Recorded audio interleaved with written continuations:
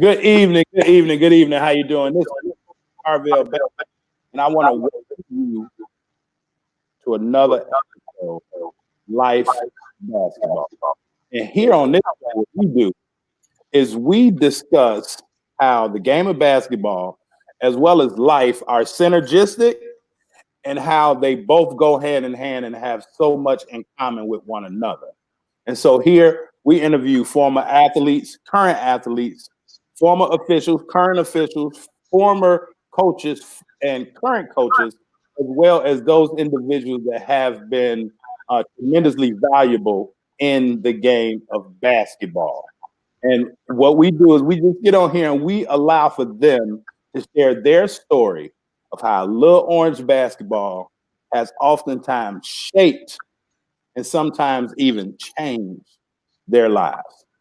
And so the show is being brought to you by Bless the Ball Skill Development Academy, where we help athletes basically get unstuck. That's basically what we do. We help athletes overcome their challenges to get to the results in which they are trying to get by becoming that person that they need to be.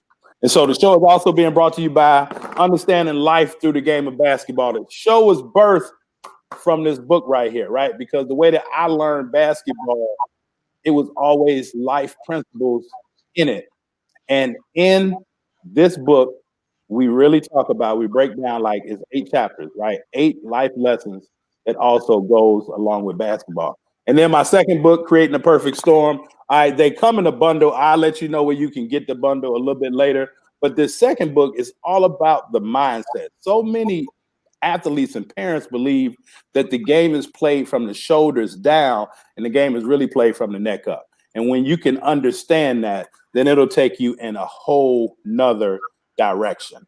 So my guest for tonight is a special one because I've been waiting on this moment right here for about a season and a half now. This person is someone that I would like to consider my hoop brother, but like literally like human being brothers, right?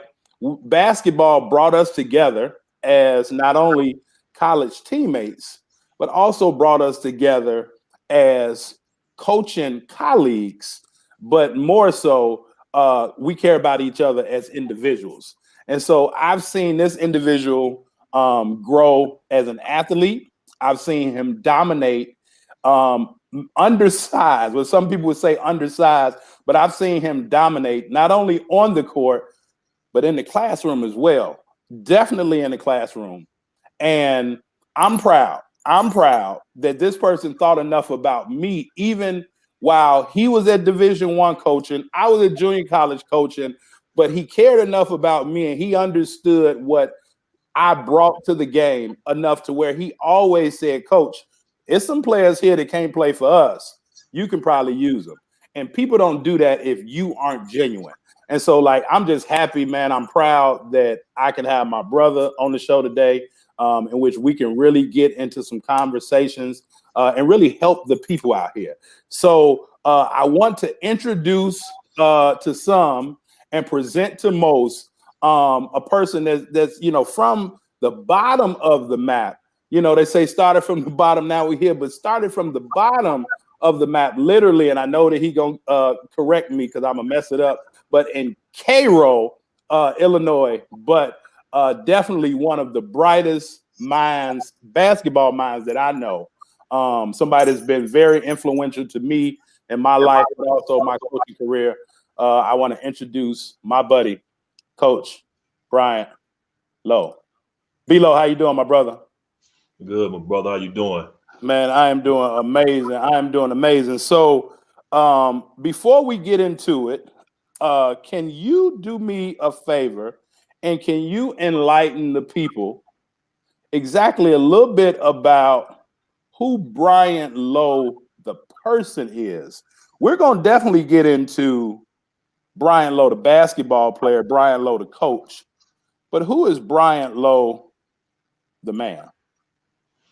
Well, first and foremost, I'm a God-fearing man. So that takes precedence over anything because the rest is just falls under the umbrella. You know, you Absolutely. can't without having God as the spectrum of your life. And of course, we all make mistakes, but ultimately we know who we serve. And in serving him, now we can serve others. So that trickles to my family, that trickles to my students, that trickles to my community, that trickles to anybody who I come into contact with. I believe Mm. it's our responsibility as humanitarians and God-fearing individuals that our purpose on this earth is not for ourselves, our purpose is for others. So we hold a position of we hold a position in which we can affect the lives of others in positive manner. So ultimately, that's who I am. That's who I was as a player.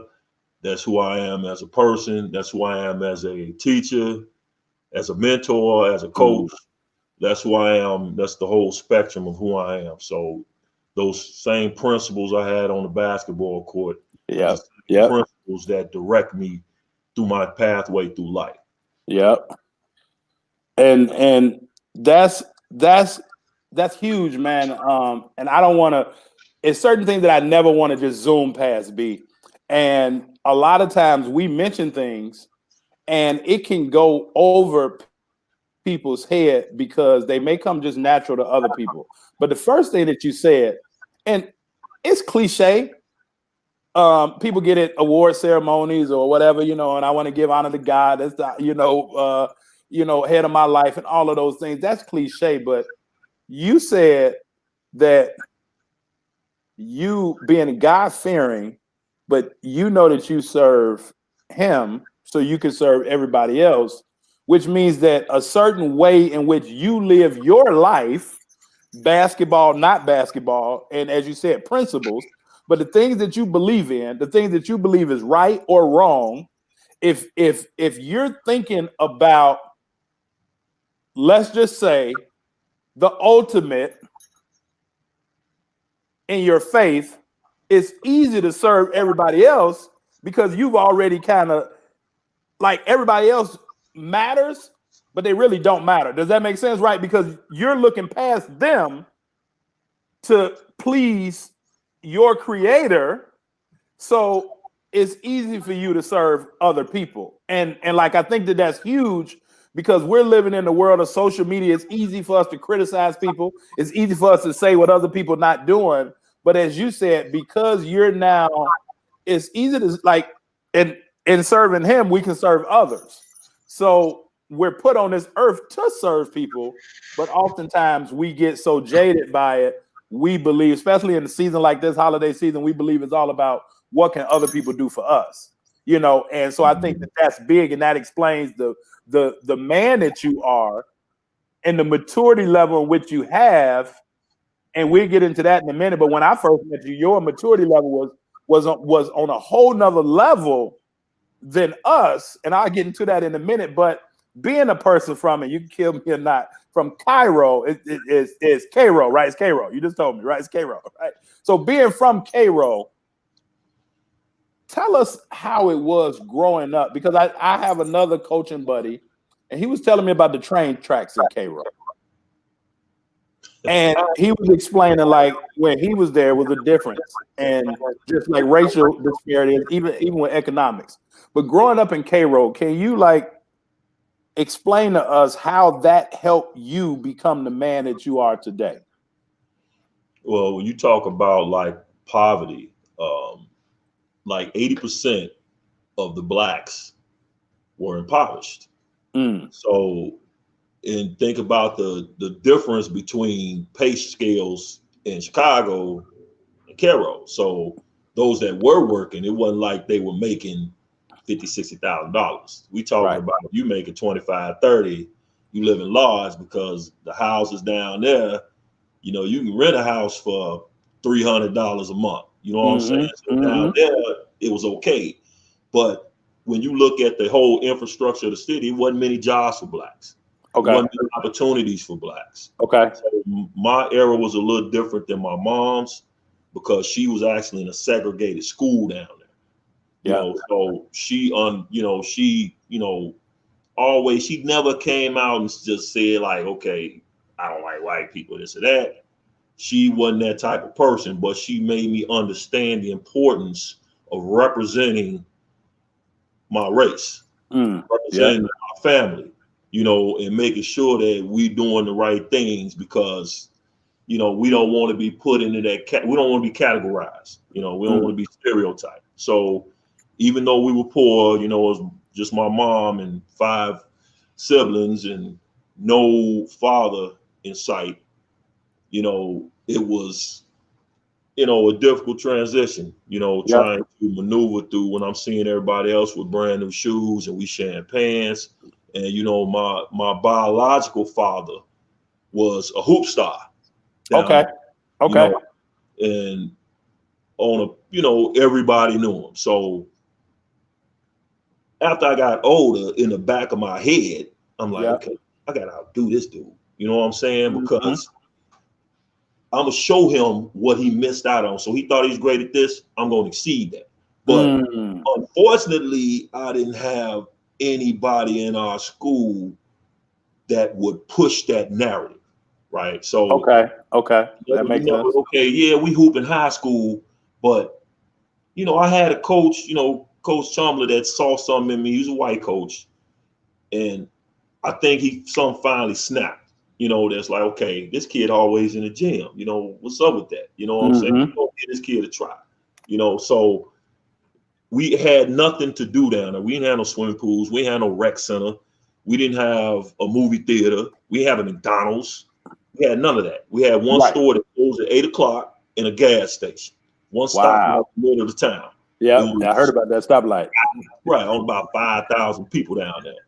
So never before, and I'm not trying to, myself, and I got my guy down there, Tyrone Nesby, who played professional ball for the Wizards. He played with Jordan, when Jordan was with the Wizards, played at UNLV. But before myself and him, we never had anybody that we could imagine being.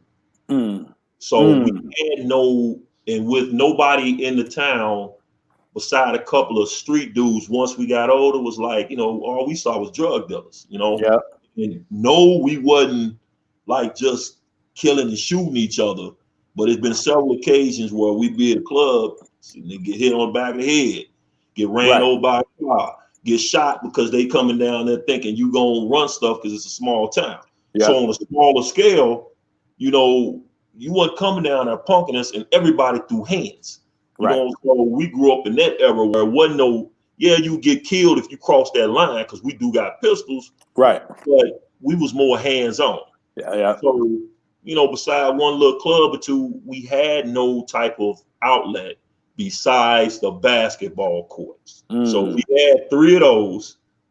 And, being younger, I was small, skinny, couldn't play. But I would watch. Right. So, and while I'm at home with that little clothes hanger goal in my room, jumpers with a Nerf ball, you know what I'm saying, or a sock, or we put a milk crate outside on the pole. Shooting at night, shooting in the rain, shooting in the snow. I was able to develop skills, and I was able to not necessarily physically, but mentally. Because while I'm watching NBA, I'm seeing how they get open to get shots.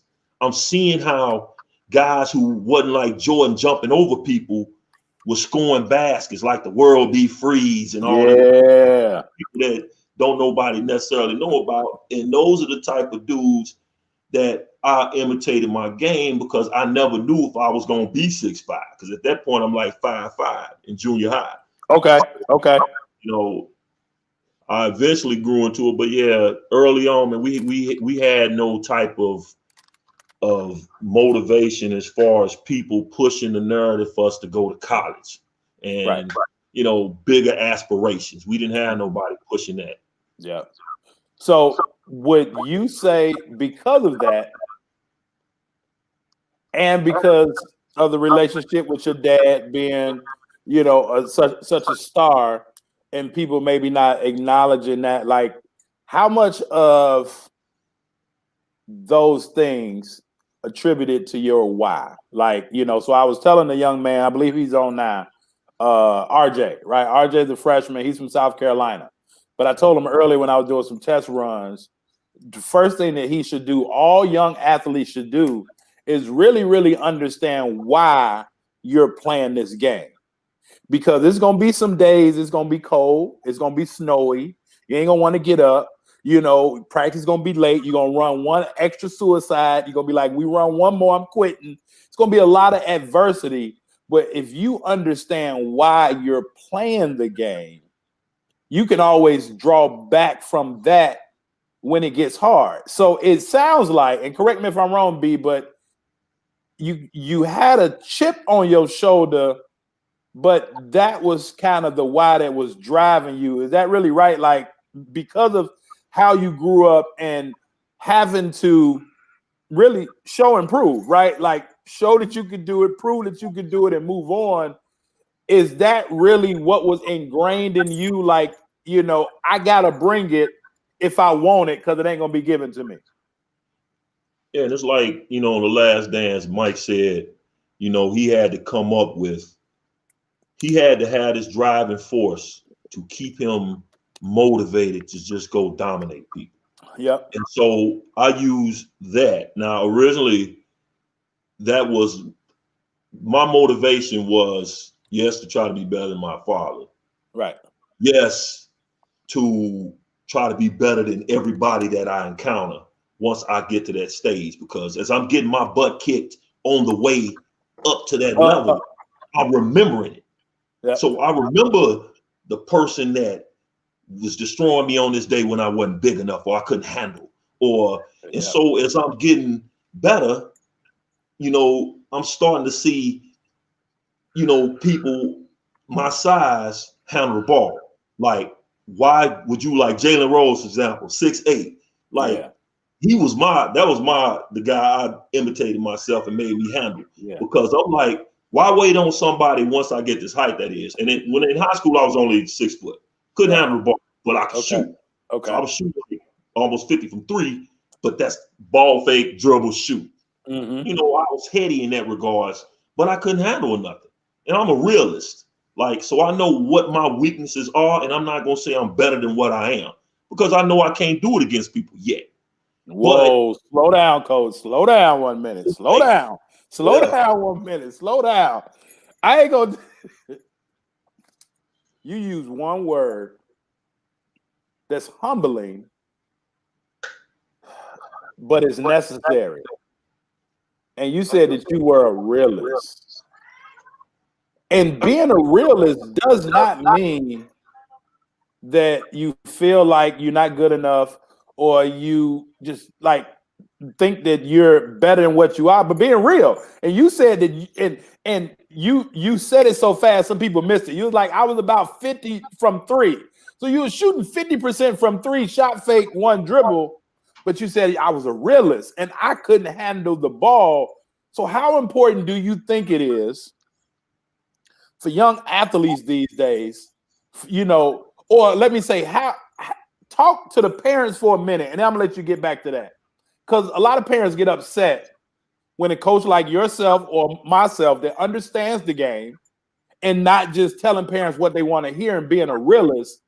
How crucial is it for parents at a younger age, high school, you know, junior high coming up, for them to have that person that's going to make them be a realist? Because I think a lot of people get too far gone, and then when they get up to your level or our level on the college level, and now you got a coach being a realist, now it's like, oh man, Coach Lowe tripping. So like, how important do you think it is for parents to be receptive when somebody is telling them the truth? Well, first of all, you got to understand, like, we've got a lot of people that get caught up in, this kid is training, he played at Purdue. This kid is training, he played here. But if you ask them to sit down with you and have an intellectual breakdown of what your kid is successful at and what they are not, you are not getting your money's worth. You're getting cheated. Like, if a coach sits down, your kid's great, this and that. No coach is supposed, even when it comes to getting recruited, your kid is going to come here and play and he's going to be a star player, blah, blah, blah. Only thing a real coach is going to tell you is, especially going into college. And again, I coached high school, AAU, semi-pro, D1, JUCO, all of that. Mm-hmm. I am not going to lie to a parent because, first of all, that's my word. You know what I'm saying? I'm not going to put my word online and tell you nothing because that's not my nature. I'm going to tell you how it is, whether you like it or not. It's your choice whether you want to deal with it. And if you move on, you move on. Absolutely. But we are coaches that take pride in what we do. Yep. When our kids are successful, then we get the recognition and the reward that we looking for. Not that we trying to get paid, but we take pride in knowing this kid, I helped this kid. I was instrumental in this kid getting to that level that he tried to get to. You know, therefore, I'm not going to sugarcoat with parents and tell you what you want to hear. I'm going to tell you, yes, your kid is good at X, Y, and Z. Yep. At the same time, your kid can't do this. Your kid can't do that. Your kid can't do this. When he gets into this system, you know, what can he do when he comes up against such and such? You know what I'm saying? So we're going to give you a detailed breakdown. And it's almost like a film session, you know, because when I do training personally, I video it, I do breakdowns with the parents. So if you get training or, you know, you got somebody that's supposed to be giving you advice on what your kid can and can't do, they should be able to show you what your kid can and can't do. So I'm going to record it and I'm going to break it down to you exactly. And I don't care if they playing pickup games or what. I record it all and show you a live game scenario, whether they can read a curl and flare, whether they, you know, can move without the ball, whether they want a weak side offense. You know, you got to be able to teach your kids that. And as a parent, if you're not getting that, you're getting cheated. And cheated people, I want cheated. And you hear me say it all the time. If you run across people like that, run as fast as you can in the opposite direction. Coach Lowe just said eloquently, different what I said, you're getting cheated. But I want you to understand that you don't want people telling you what you want to hear. You need people to tell you what you need to succeed, right? And now what Coach Lowe is saying, and we'll get into this when we get there because we ain't got there yet, right? And Coach dropping so many nuggets on y'all when I'm telling you where his basketball mind is. I want y'all to understand. So if you don't have a pad and pen like I do, you probably lose it right now. But Coach, you said that if they can't have a conversation, and here's what I know, because I have parents, you know, we phasing out our Hoops Mastery program, starting our whole new program, Be the Right Recruit, really the same thing, but it's just on a whole nother level. I talk to parents all the time on the telephone, you know, looking to enroll in our programs, but the parents can't have it and the students can't have it either. And I'm talking about an intellectual basketball conversation. They can't have it. And sometimes it can get frustrating to us. Close the door, Tris. Sometimes it can get frustrating to us because if we're talking a certain language, and I was just telling I was just talking about it in a hoop form. One of the biggest things that athletes miss out on, especially as freshmen, it's a language barrier. Now, you gave us about 3 or 4 basketball terms roll off the top of your tongue, asking them, do they know what a pin down is, flash, right? If you don't understand the basketball language, you're going to get lost. And so you said that you understood that you were the realist, that you needed to be able to dribble the basketball. You did that. You put that together. Now, how was your high school career and how was your recruitment in high school? And that's the funny thing, because I had one small junior college because, again, at that time, now I was honorable mention all state. I was all South, I know a few all-star teams, but I was only 6 foot, like 160 pounds. So I had one junior college that was just like, okay, you can walk on because we're just trying to get bodies. So I sat out for 2 years. During that time I sat out, I played 9 o'clock in the morning. I had a group of younger kids that was in, juniors or sophomores in high school that we would just play in the summer from 9 to 11. When they leave, we played older dudes from 12 to 2, take a 2-hour nap, play from 5 to 7. So I was constantly like, when other people play once or twice, nah, because I'm not everybody else. And if I'm going to be better than everybody else, I've got to put in more work than everybody else. So therefore, while they doing that, they played, then went home, they shot and get ready for the club. I'm still at the court, So I was out during that time. I knew, because I've had people on the street saying, man, you need to go play ball. You need to go play ball. I didn't have nobody setting that up for me. Right. So one night I was out at the club and, doing what I shouldn't have been doing. Got in a fight early that night, me and my brother, and I went to after set. Everybody else went home. This particular night, I had none of my guys around. So I'm outside, I'm leaning against the wall, put my head up. Somebody, one of the dudes that we messed up. From earlier. Yeah, from earlier. So we was out about 12-1. They turned to a fight. They had an after set about 3. I should have went home, didn't. Yeah. I called flipping. Dude put a pistol up, man, not why you ain't talking and stuff, not blah, blah, blah. And luckily for me, my guy was security. He came out, dude turned to look. I was able to throw him off of me, ran into the club. That set it off like, I can't do this no more. You know what I'm saying? I gotta have high ambitions.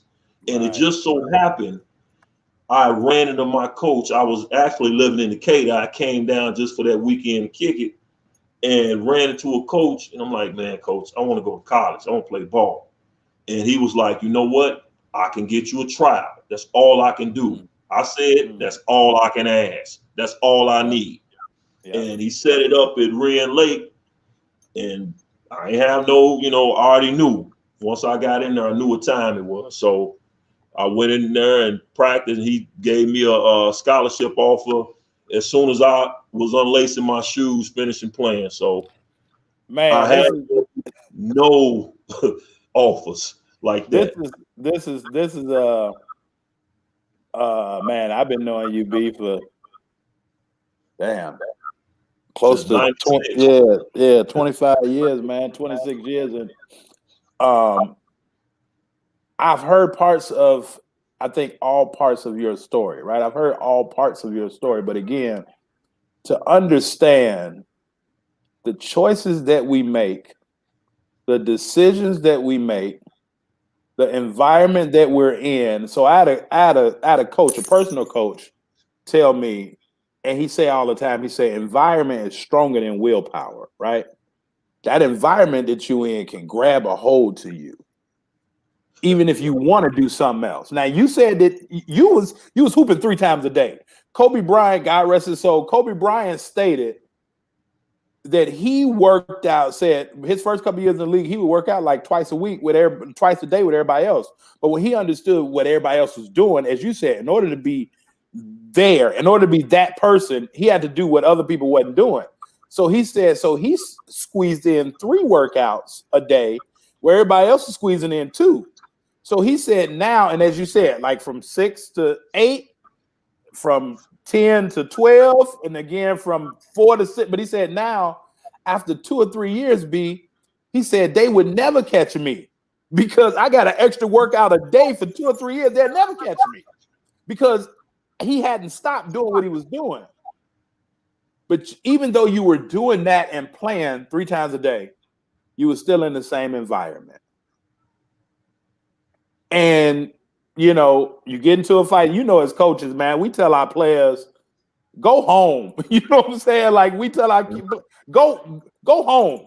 And as players, we went to parties and we had fun. We kicked it.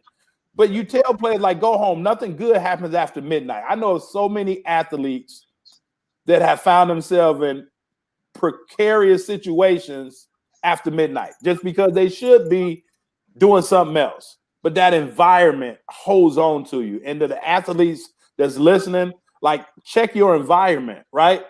But after you had that experience, it was enough. And, they talk about basketball as a game of inches. And this is why this is chilling to me, right? Because none of this is scripted. Basketball is a game of inches. Life is a game of inches. He turned around to see the security guard just enough for you to get him off you and get into the club. And as you in the club, right? And now after that, you come up on God put back in center your coach to where you can say, hey, I need a different environment. You know what I'm saying? Because I can't do this. And so many athletes, I heard Jerome Randall say, you got to pick, because you're either going to be a hooper or you're going to be in the street, because you can't be both. Mm-hmm. And so many athletes nowadays, they ride that fine line. And what parents believe that it's just about skill set, you and me both, a kid can be the best kid in the world, but if they don't have good character, it's not worth you or me losing our job for that kid. Mm-hmm. Does that make sense? And I know that it does. But you said, man, that you set out for 2 years. Most people ain't going to continue to think about that dream, because it still had to be a dream. It still had to be that why during those 2 years that you set out, because you were still playing 3 times a day and you were still in that environment, but you knew you wanted to do better.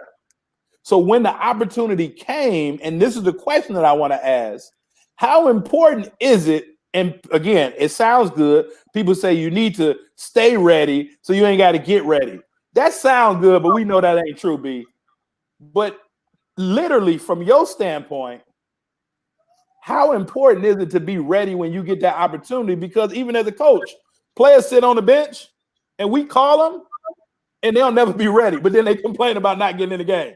So how important is it to be ready when you get that opportunity? Because he gave you the opportunity. I can get you a tryout. And you said before you was done untying your shoes, the man offered you a scholarship, changed the whole direction of your life. Yep. And it's like, it's funny because I'd be in clubs at times, like, and it'd be 1, 2 in the morning, and we'd get some dudes from St. Louis or wherever.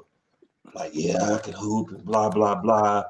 And they get into that competitive juice, start hitting and start flowing. We can go to court right now. You know what I'm saying? I kept gear, and real hoopers, this. You keep gear in your car. Yep. So if you ain't got no gear in your car, you ain't a hooper.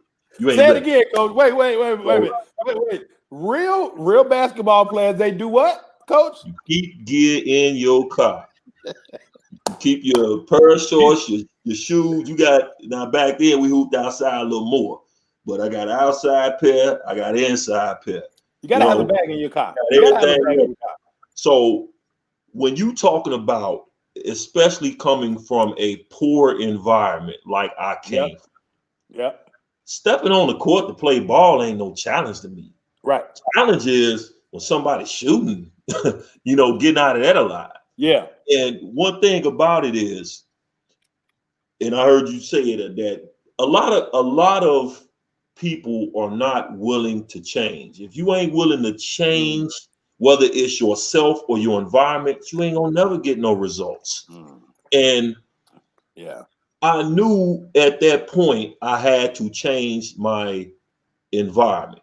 Now, understanding that, I knew, okay, if you take this road, I kind of knew what was to be expected in regards to the academics, me being away from home, because a lot of kids got to deal with this too. Now you're not at home in your normal surroundings. I come from a place where it's like 80% black. Right. I'm going to a school where it's 99% white. Right. So I had to deal with that dynamic, and we coming from listening to NWA, and all this other stuff, and I'm going up here and they playing Charlie Pride, Willie Nelson, and some stuff like that, that country stuff. So, the dynamics of my environment was different. So I knew mentally I had to deal with that as well. But again, when you got a goal in your head, you can't let nobody distract you from that. And I was the type of guy, and I'm hoping most of you guys out there like this. You are going to be a man to stand on your own 2 feet. So you understand, okay, if this situation, I ain't feeling this, I'm not doing it. Yeah. Like y'all go out and drink, I got to practice tomorrow. I got a game tomorrow. We got guys that used to go out and get lit, and you got practice. Like you ain't trying to be the best, and then when you don't play because your performance in practice is garbage, why would I put you in a game if I can't depend on you in practice? Now you're mad. All that stuff translates. Yep. And habits, man. Like it's habits, because even in certain environments, we're gonna do certain habits. If you go, we've all went and spent time at a family member's house that's probably a little bit more tidy than us. Well, now we trying to do things that's really not a habit. We trying to, make sure we wipe the shower down after we get done, or we, making sure that we rinse the dishes out before we put them in the sink. Things that may not be our habits. So we have to change our habits. But the best thing that I want people to understand, for the people that don't know you got an opportunity to get a tryout. You licked the tryout. You was offered a scholarship before you got done untying your shoes. But fast forward, you led the nation. Well, let me go back. You were 5'5" when you was real with yourself and said that you couldn't dribble. You could shoot, but you couldn't dribble. You self-assessed yourself, and you was a realist, and you improved on that. You got yourself out of an environment. Now you're playing basketball, which is easy, and you lead the nation not only in scoring, but also in rebounding at 6'5" in the same year. How did that happen? So, from the time I left high school, I hit a growth spurt. So, because I was absorbing all of the knowledge of watching the games, breaking down the film of games, talking to more experienced players, taking a bit from this person, a bit from this person, I had it all here. So by the time my body caught up, it was easy because I was willing to listen. I was willing to work hard. I was dedicated to working hard. So by the time my mind caught up with my body, it came together. So for me, and not to mention, I was a little bit older, a little bit wiser, and a little bit tougher. So because of that, once I went to JUCO, my first year, I was averaging like 23 and like 11. Again, a 6'5", like 5 assists. Second year, I went from leading the nation in scoring to I ended up 5th in rebounding the nation. I finished run up for the player of the year, which I think I got cheated, but that's here and there. But I was the only person in the nation that was in the top 5 in the 2 major categories. So at a school in which I was getting double and triple teamed.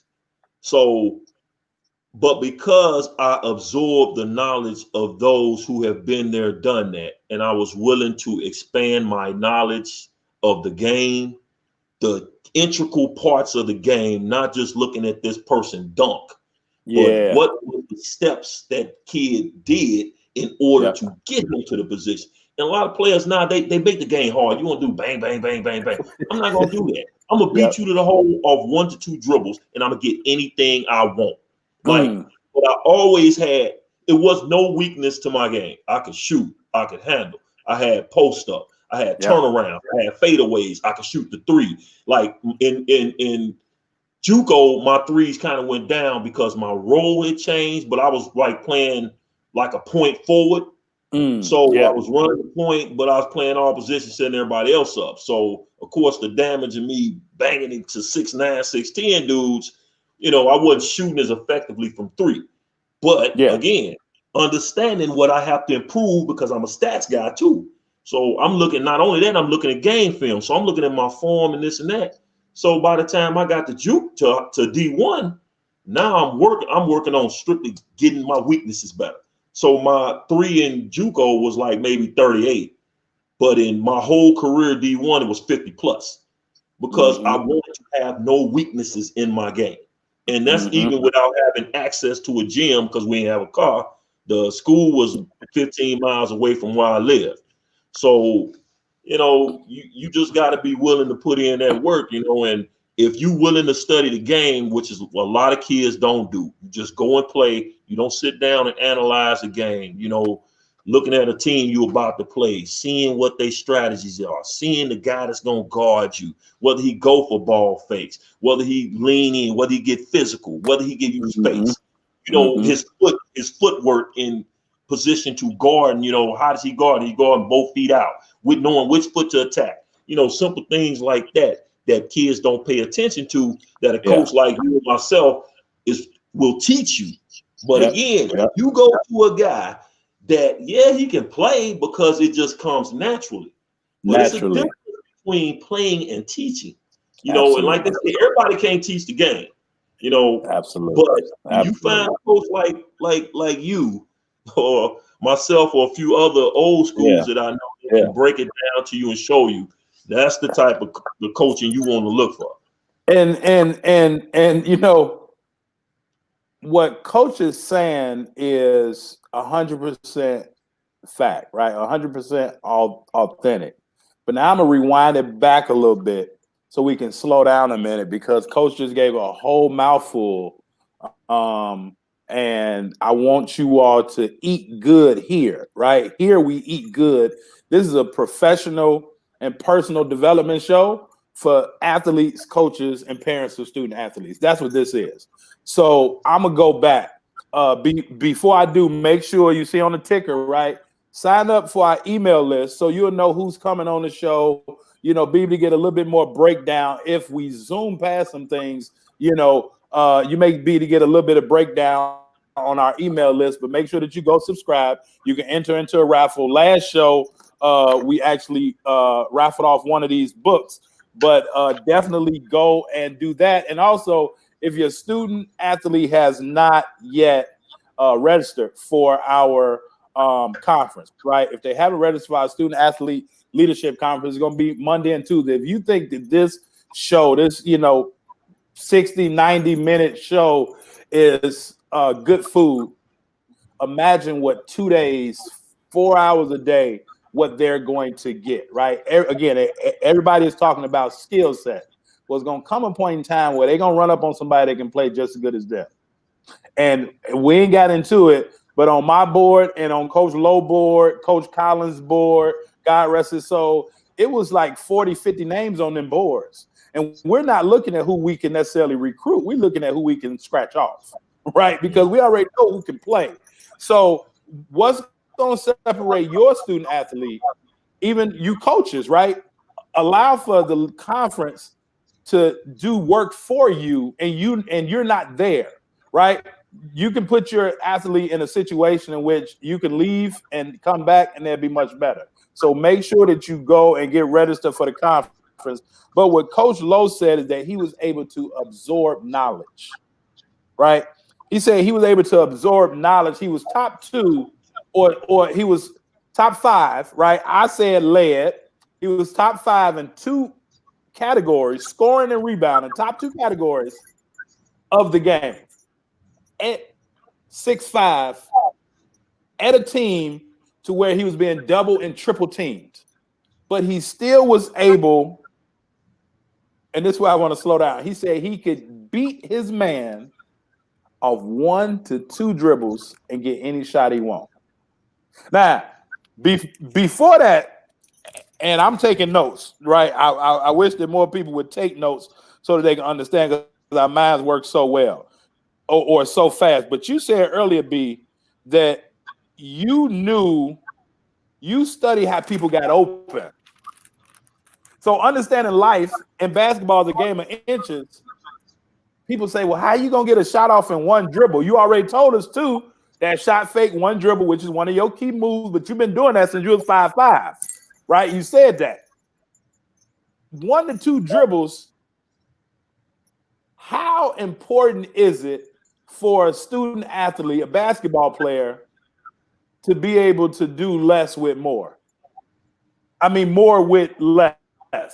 Because people think you got to just pound that thing to get where you want to go. And now everybody just want to dribble. But 1 or 2 dribbles and you can get any shot you want. So that means a layup. You shooting jump hooks, B. You was shooting at 6'5" sky hooks, 3-pointers. Talk to us about that 1 or 2 dribble mindset. It's about efficiency, and being able to exploit the defense before they can react.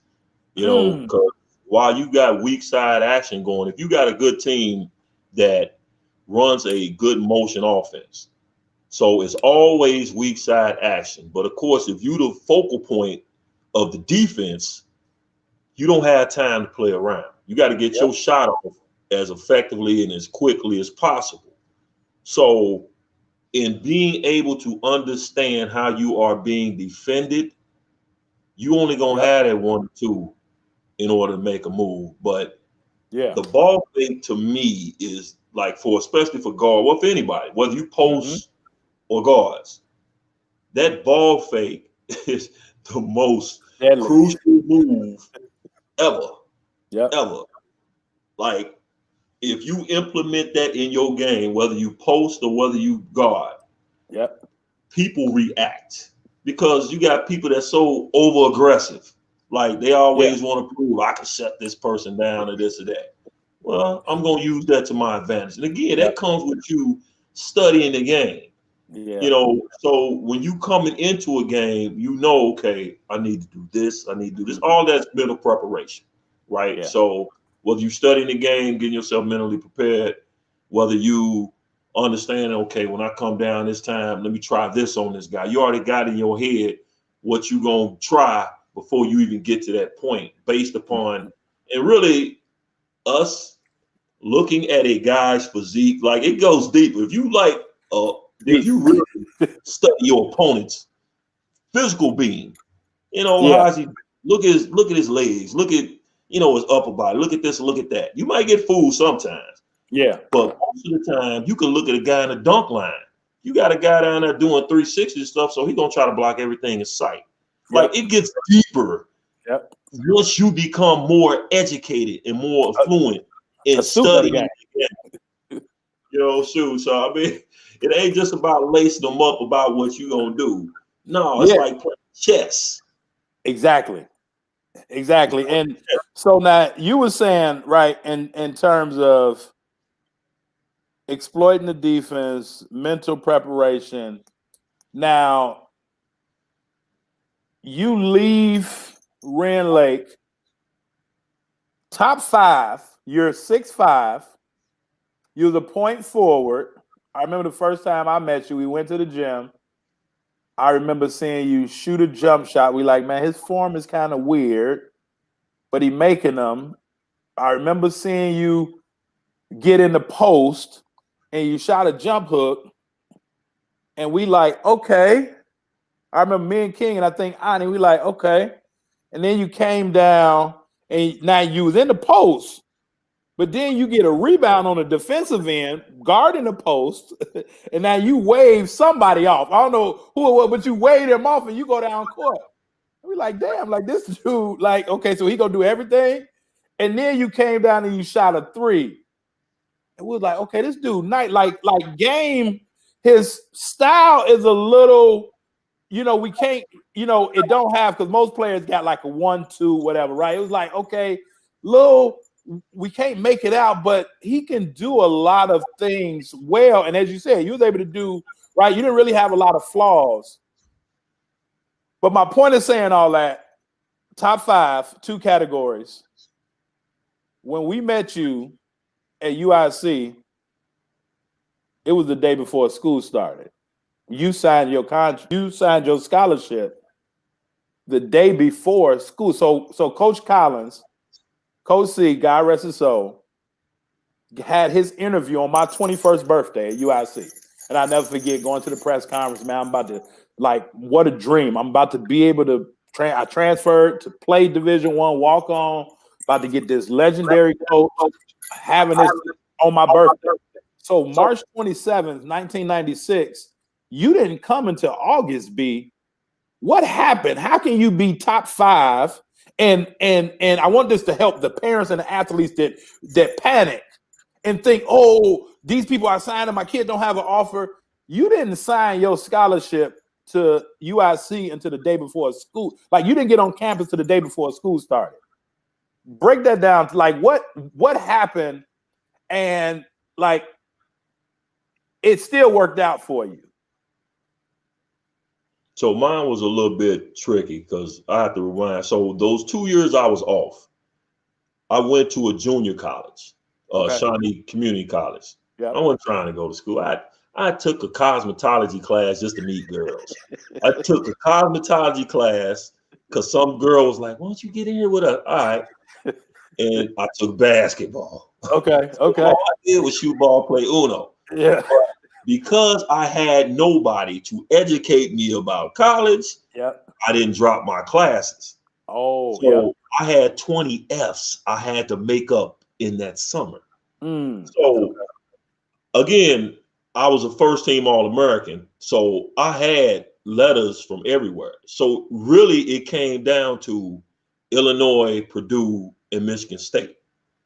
So I was under the impression because again, Mark Coombs, who was our assistant coach at UIC, was Wabash. Yep. So they had like 8 guys on that team that went D1. Yep.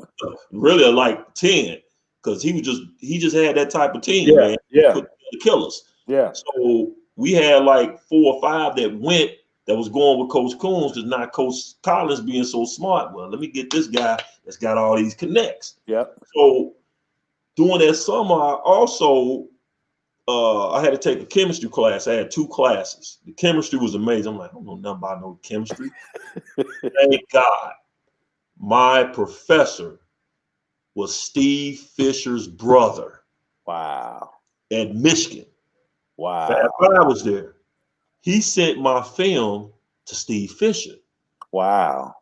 So they called at the last minute. Now, what I didn't know was Coach Coombs was sabotaging. Like, he won't get the grades. But he was coming to see me on the slide. Yeah. Calling me every day. But again, I thought Coach Collins was going to get the Illinois job. Illinois job. Right. So it honestly came down for me for a couple of things. One, Michigan State and them kind of stopped calling until they saw my final grades. Okay. And then they called at the last minute. Yeah. Michigan State, Purdue. But then once Coach didn't get it and he got UIC, I knew about Sherrell Ford. Yeah. Because I saw him play with Mike Finley and them in high school. So I'm like, I knew about him because I followed him a little bit. Right. But UIC, I'm like, okay. I got, like you said, this legendary coach. Now I knew Coach C. So I knew the swag on the bench. And I knew who the recruits he get, the Kenny Gills and all them. So I knew. And then in the back of my mind, I knew I had to play for it wasn't about me going pro because I always knew I was good enough to go pro. To me, that wasn't no issue. Right. My thing was, take my talents and play for a man that mirrors me. A man that I could, maybe I was deep down, didn't know at the time, but he could be that father mentor. Yeah. And I played for none but white coaches before that. No offense. They were great guys. They helped me out. They honestly did. But the connection between my upbringing, my environment, and their upbringing and their environment, it was just strictly coach, player, business deal. So I took advantage of it. Yeah, I mean, if I can't get my rent paid, I need some money for this. If I can't, they make it work. Yeah. I look at it as a business arrangement. Yeah. Coach, it was different. It was like this man, after I talked to him, let me go up here and check this school out before I make my decision. Then once I met him, this dude just like me. He just he come from a poor environment. His father wasn't there. So I connect with him on that level. And as a player looking for a school to go to, you want to look for a couple things. One, you want to see how they treat their alumni. The Teach it now. Teach it now. Treated right. Yep. You don't want to go there. You don't see alumni being present in the, whether it's every year they doing a banquet form or whatever the case may be. You don't want that school because they ain't gonna have your back once you leave. It's a business arrangement. You want something that you consider this university a family environment atmosphere for life. So Vale, give me just a second. I got plugged in. Yep. So again, listen, if y'all got any questions, if you all have any questions, definitely type them in here. Coach Milk, I'm gonna get to your point. About having your 15 on the board. We gonna definitely get there. If y'all got any questions, definitely drop them in. Coach William Milton say this is so valuable for young men of this generation. Definitely, again, we're here to help feed this generation. Coach Milt, what city and state are you in right now? What city and state? Melissa Chavez, we welcome you. But now, go and grab your student athlete, and share this out. Get as many people as because I'm gonna have Coach go back before he had to go plug up. But understand that he's given, right, the reasons he's telling you about choosing a school. And I always talk about you don't need 100,000 offers because you may find out that you got 100,000 bad offers. Mm-hmm. You only need one, and that has to be the right offer for you. There's a school out here that, so when I talk about, and I'm gonna fast forward for a second, we're gonna come back to this, B. Parents get upset. Well, my kid is only getting Division II offers. Your kid is probably a Division II athlete. If they're not getting, so athletes get recruited on a level in which they are. Understand that, right? What Coach Lowe said earlier, like nothing, and I think Jim Rohn said it, nothing changes if you don't change, right? So Coach Lowe said he had to absorb a lot of information, right? Study the game. But if we don't understand the rules of what's happening and in the position that Coach and I are in, we're going to give it to you in the raw because we're not necessarily attached to a particular institution to where, we can't say nothing because then they go, but even when we were attached to institutions, these are the conversations that we're having when we come in your living room, right? I've lost, and I don't even want to say lost, but I didn't get over half the recruits that I first started recruiting because after getting to know them, I helped them to find something better, right? If you have something better than what I can offer you as a person, not just an athlete, and I don't help you get there, then I'm probably scum. You know what I'm saying?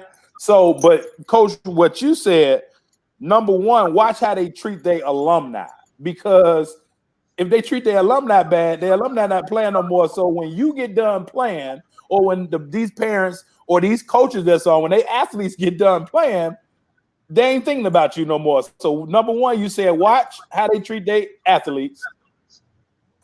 Go ahead, Coach. And then number two is like you alluded to. And I heard Barkley say this. He was like, I wasn't going to no Michigan State or no big Kentucky, nothing like that. I'd rather be a big fish in a small pond, a la Gordon Hayward, than to go somewhere and get, lost in the shuffle. And people are like, well, I don't want my kid to go D2, NAIA, blah, blah, blah. You got kids like Denzel Valentine. I know a few guys when I was coaching at UIC that was at Valpo first, and they transferred. Yep. So if you as good as you think you are, and I also know guys that went from D1 that went NAIA. My guy from Illinois, we got a guy. But Othius did it. Yeah, Othius Jeffers. Yeah. And went to the league. And, he went from us to Robert Moore's first team All-American and went pro. Yep. I mean, D-League MVP, wasn't he? Yep. I mean, so if you are as good as you think you are, you're going to get there regardless. Whatever avenue you have to take to get there, you're going to get there. But you got to be willing to take a step back sometimes in order to take a step forward. So, don't let that be, well, D1, D1, D1, like a few of my kids that play for me at AAU. Now, again, if you got a coach like myself or Coach Bailey that puts you in a system to elevate your talents, then, you're going to look good because we know how to coach, honestly. So, like I said, all we do is win. Yeah. But we also know the X's O's. We know the details. We study the game. Like, we're not just putting you out there. We want you to succeed. If we know you can do one thing good, we're going to run sets to help enhance that and spotlight that. But everybody don't have that capability. So you got kids, like I got about 3 or 4 of my kids that played, and they dad D1, D1, D1, D1. One went to Illinois Springfield and is averaging like 1.3 minutes a game. When he had several JUCO spots, and I know he would have put in at least 10 to 15 points a game. You not only, when you decide to go D1, you losing 1 or 2 years sitting on the bench instead of going to an NAIA D2 JUCO route like I did. Now I'm able to enhance my on the court skills, build my body somewhat, mature mentally, and absorb the game more. So you losing out on 2 years. Yeah, you might be building your body, but you ain't hitting the court. You ain't getting no experience. So it's a lot that you're missing out on because we are so caught up in going Division I. And yes, it might have been nice to go play at Michigan State, but I was able to go to UIC and do something that had never been done in history. And even when I was in JUCO, I transformed a losing organization into a winner. D1, transform a losing organization into a winner. So that's what, real players, that's what translates. It translates into wins. Your presence and your dedication to your craft translates to wins if you are willing to do the little things to put you in place, as opposed to just having your mindset on one direct way to get there. It don't matter how many different directions you take, as long as you achieve your goal. That's the ultimate. And we got to be willing to step back sometime and take a look as parents and as players what truly needs to be done for the success of our kids. And that stepping back is really the same thing that you said earlier, like a realist. Sometimes we have to step back. That's that self-assessment to now get out of the frame and let's look at the picture, right? So that we can see, hey, man, maybe this ain't even. But when we're so far in the picture, and a lot of times parents are so far in the picture that they can't see that they're being manipulated or taken advantage of because they're being told something so confidently by someone that either doesn't have their best interest in mind or their athlete's best interest in mind, or they really don't know and they're going off speculation. You can't really coach people off speculation. And here's where, and I always talk about this. We're not coaching basketball, right? Yet we're teaching the game, but we're really coaching people, right? This is a people business, not necessarily a basketball business. And what Coach Collins understood was people, right? Like he was a brilliant played in in the NBA, in Final Four, but he understood people. As coaches, we're in the people business, not the coaching business. But so many coaches get it confused because they just want to win games. Well, you win games by understanding people and helping people become a better version of themselves so that then they can win, right? So when you came and worked with me when we were at Malcolm X, and I always still use this, and you don't even know this, right? But I would write everything on the board, pregame. Athletes would come back in, we'd go through it. And then before they come back in, or when they went back out, every time when they went back out, because you would stay in the locker room with me, Coach Woods and Coach Wright would go out there with the guys, but you would always write 3 words on the bottom of my final instruction to our team when they went out. And the 3 words that you would always write on the board. And at first I'm like, man, why the hell he writing on the board? I want nobody writing on the board, but I'm like, no, that's my brother. He know what he's doing. But you would write, get it done. Remember that, B? You would write on the board, get it done, right? And like you didn't say nothing else during that time prior to the game. You would just write them 3 words at the bottom of the board, and to where they knew that's Coach Lowe handwriting, right? Like, get it done. And what I took from that was no excuses, right? The one thing that you brought to our program was you didn't allow for them to make excuses, even though I may have been hard on them. And it's easy to say, man, but it was like, and again, why I wanted to spend that time in Cairo, because it's like you responsible for you. And that's the thing that you always pushed upon them dudes, like you're responsible for you. So at the end of the day, this is what we worked on. Now go get it done, right? It ain't no, like, what are we talking about? We've worked on practice, like the games are won in practice. The games ain't necessarily won in the games, you know. But you get to UIC, man, having that opportunity to play alongside some great individuals. But I think when people think of UIC, you know, they think of Sherrell Ford, as you said. They think of Kenny Williams. They think of Mark Miller.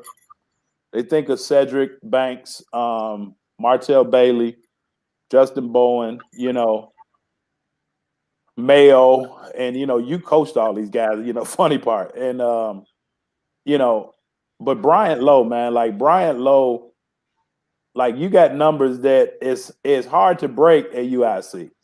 And at 6'5", and you know, you were the 0.4, you know, you were the 4 at 6'5".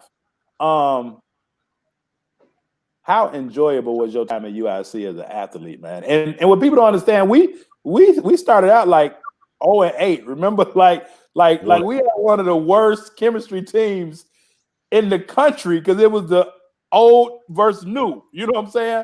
But like, how was your time at UIC? The experience, the camaraderie, the brotherhood, the whole experience of developing relationships on and off the court was my most memorable part. I mean, obviously it was good to get to the first NCAA tournament, but you know, as far as the playing aspect, my body was breaking down because I was older and the concrete was getting to me, you know, and you know, so I enjoy it. You know, it was like good days and bad. Some days, you know, because I don't know if you remember that second year you was gone in, but I broke my foot the last season. So, you know, I was getting shots in my foot just to deal with the pain, and I was getting stem on my knees, and so my body was breaking down, but mentally I knew my team depended on me. So, you know, my role changed, you know, and it's like, in order for us, we start off 1-8. And I'm used to coming from a environment where I'm the man. Yeah. But like Dwayne Wade had to do with LeBron, he had to adjust his game for the benefit of the team. Absolutely. And you know, Mike King was a monster. Yeah. Like people might remember, may not, like 6'8", could jump out the gym. He was with the Wizards for a second. Could shoot, could handle. Had a yo-yo on the handle. He was so nasty, but it was an element that was missing, which just goes to show you talent don't always take you to the promised land. You know, you got to have that heart. And, you know, like you said, it was a lot of monsters that could have went, like Mark Miller could have and should have went pro. Because I've been seeing, you know, me and Mark would go to pro camps, and me and Mark would average like 30 points a game in pro camps against some of the top players in the league. They're like, I didn't know you could do that. Yeah. Well, we in our system, you know, 1 minute I get 25, next minute Mark will get 25. Anthony Coons might get 25. We were willing to sacrifice for the betterment of the team. And it ain't always about you dropping 30. Yeah. You know, but again, if you want to be the man, go to a small pond. You know, be willing to take a D2 scholarship, NAIA scholarship, whatever the case may be, because you still can get to your goal. But when the fighting, the battles, the goal that we set for ourselves, like that first year, you said we start off 1-8. Then we end up winning 14 of our last 20 games. Lost in the championship game by a point to Butler. You know, Butler was killing people back then. People thought they was with Gordon Hayward. Butler always had a whip.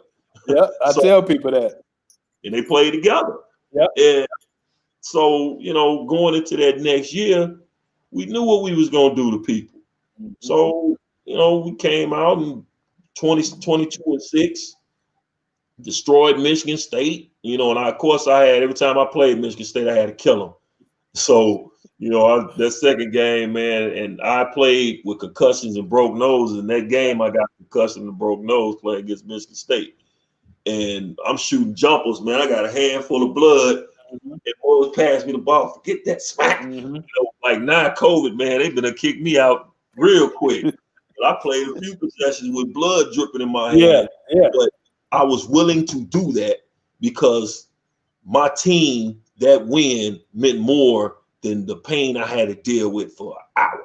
You know what I'm saying? And we got people, you know, now that don't play through injuries and stuff, but because you guys were my brothers and I could not let you down, I'm going to bring it all, regardless how my body gets destroyed in the process.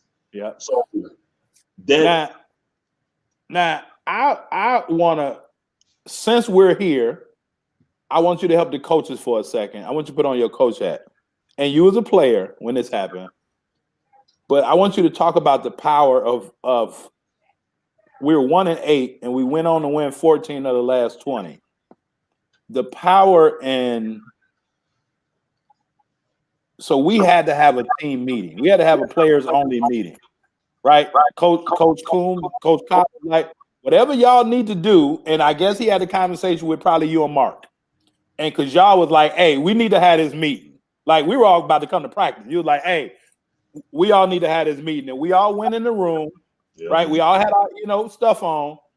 And we didn't leave the meeting until some things was hashed out that was going on amongst the team that was causing the morale of the team to fall down, right? So it was the old players, right? So basketball is a business. One coach gets fired, another coach come in. That coach bringing their own coaches, their own players. You got the old players there. It was a us versus them or them versus us, right? Us versus them, no matter how you're looking at it.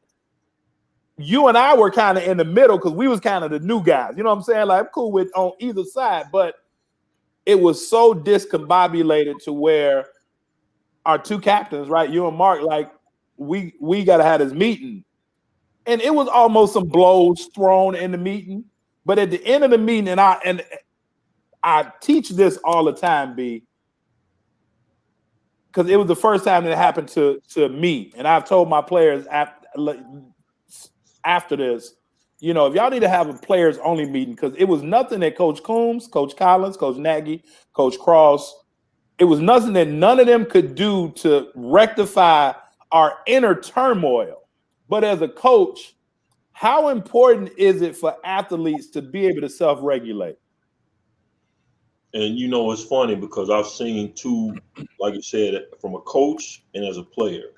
So as a player, that particular time, like you're saying, coach was the only one in there. Like Coombs, Cross, none of them was in there. Coach just like, okay, y'all sell it and step back in the corner. Yeah. Again, it goes back to what you're saying. What made Coach such a great coach, it wasn't the X's and O's. Mm-hmm. It was that he could coach, he could, as a people, he understood people. Yep. So he understood, I know B. Lowe is pretty much the captain of this side. Mm-hmm. Then you got Mark, who is the captain of this side. Yeah. So if we can get them two to come together, you know, and put their squads in check, mm-hmm. that could rectify our season. And that's what made It was damn near like a gang truce when you look at it, right? Because as you said, it was two sides. It was. But you know, the thing that ultimately Coach knew is that he knew I wanted to win. Yeah. He knew you wanted to win. Yeah. It took Mark a while to get there because he had to get that animosity out of him. Mike King had to get that animosity out. Yeah. And that's like at the point when I was like, I got to change my role. If I'm going to get Mike King, who we need this goon to kill, we need him to kill in order for us to dominate. Yeah. Step back and relinquish some shots because it means more to him than it does to me. I care about winning. And if I'm doing my thing at the best, I still was like the best power forward in the league. Right. Right. But I knew Mike King could be that monster. So as a player, I stood back. Yep. But as a coach, I also seen it where if you don't understand the personnel on your team, talk to him. And you put blind leading the blind, then I saw a mutiny happen. Yeah, dangerous. This group, because it was no leader, and they pushed to get the coach removed. Yep. So, you know, it was huge what you said when you say we in the business of people. Yeah. Because if you understand who you are working with, yep, you understand how to control the dynamic. Yeah. So if I know that the leader on my team, I know how to get to him. If you get your players to run through a wall, if your players can connect to you, they'll run through walls. They'll run through a wall for you. They'll run through a wall for you. I know I could teach them whatever I need to teach them, and they're going to absorb it. They're going to be hungry to absorb it because I can connect with them.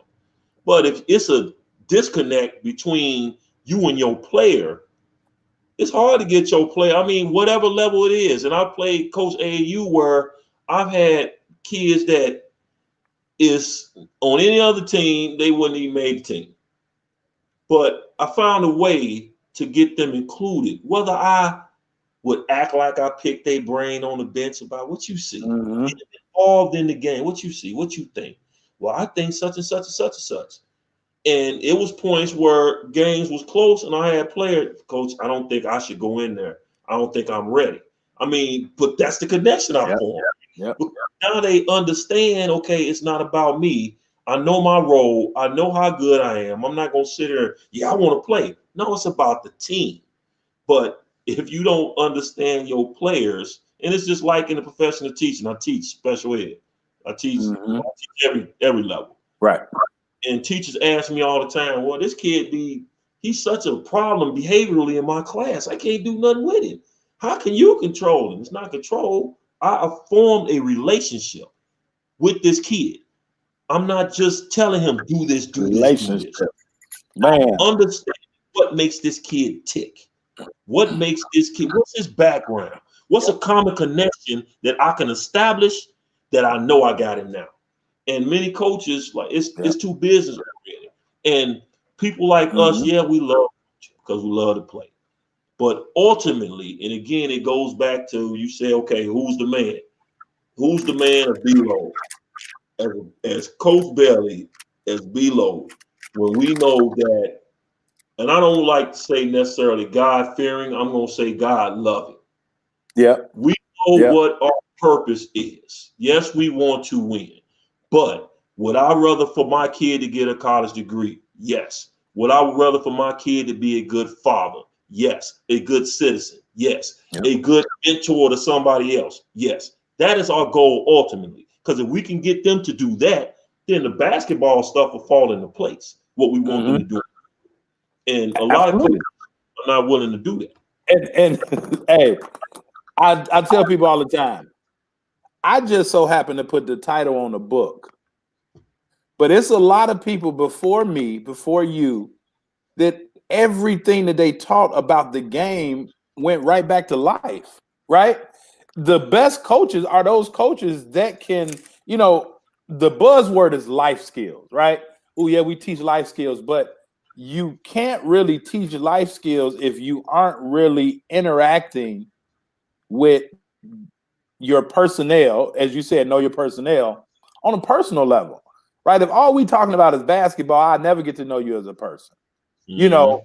And as you know, as you said, and we've seen it, man. You know, we've had coaches, you know, come to, like, I've had players crown my shoulder because they've lost family members. You know what I'm saying? I've helped athletes. We've cried together.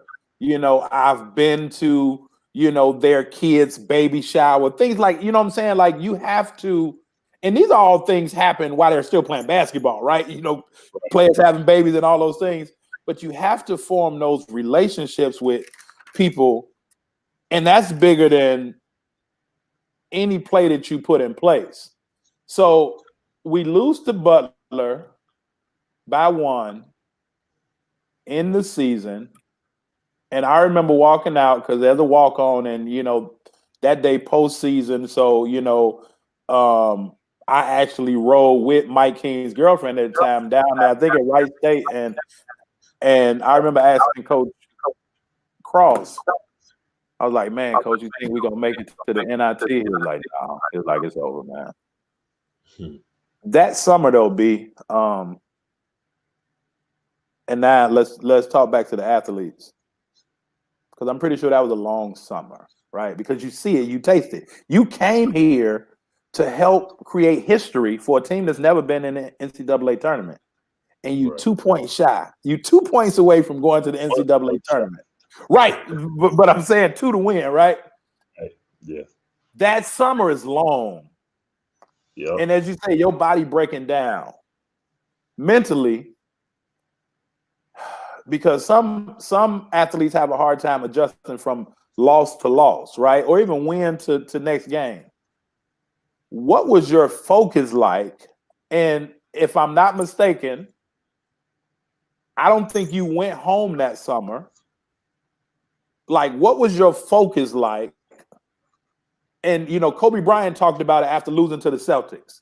And Kobe Bryant said, you know, Diana Taurasi talks about when they were at Team USA that year, Kobe walked in and it was the paper of the Celtics, and he ripped the paper out. You know, he ripped the picture out the paper, put it in his pocket. You know, Kobe talked about how Boston Celtics played, like, I think, Journey's song, Can't Stop Believing.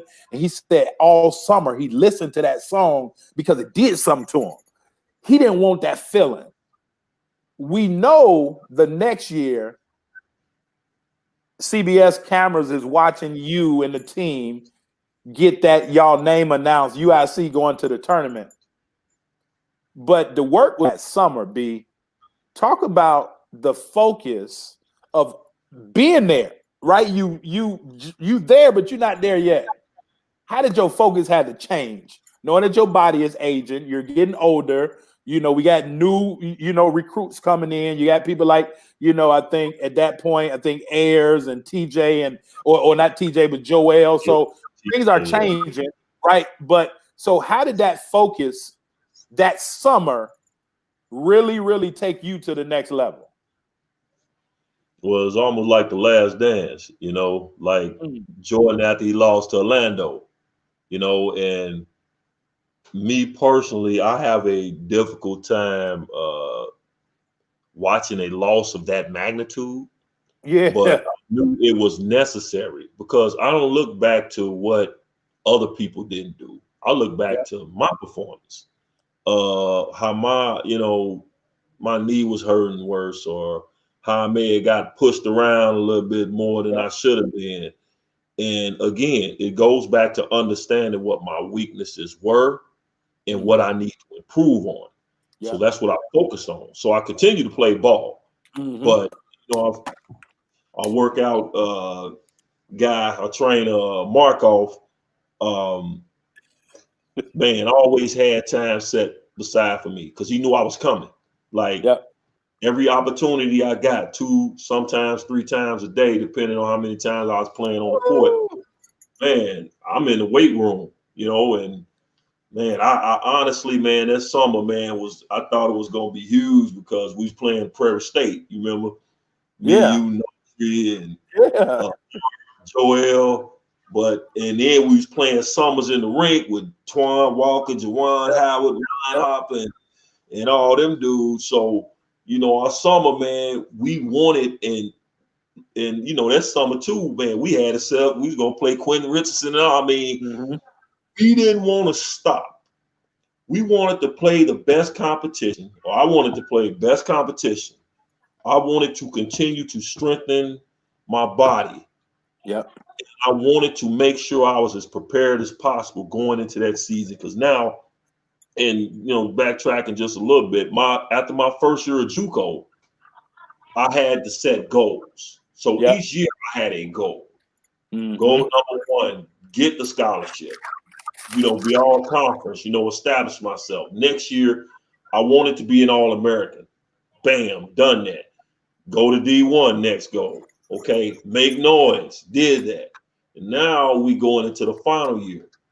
Last year, NCAA tournament, win or lose, that's all we going for. So whatever I got to do to position myself, prepare my body, I've got to do that. So that means I hit the gym 2-3 times a day. I'll lift the weight. Now, for the people that's listening, and we both, I'm 45, Coach 47. Understand that what he's talking about when he say weight room. So we had a coach by the name of, his last name was Markov. And we had literally, and I think he was before his time.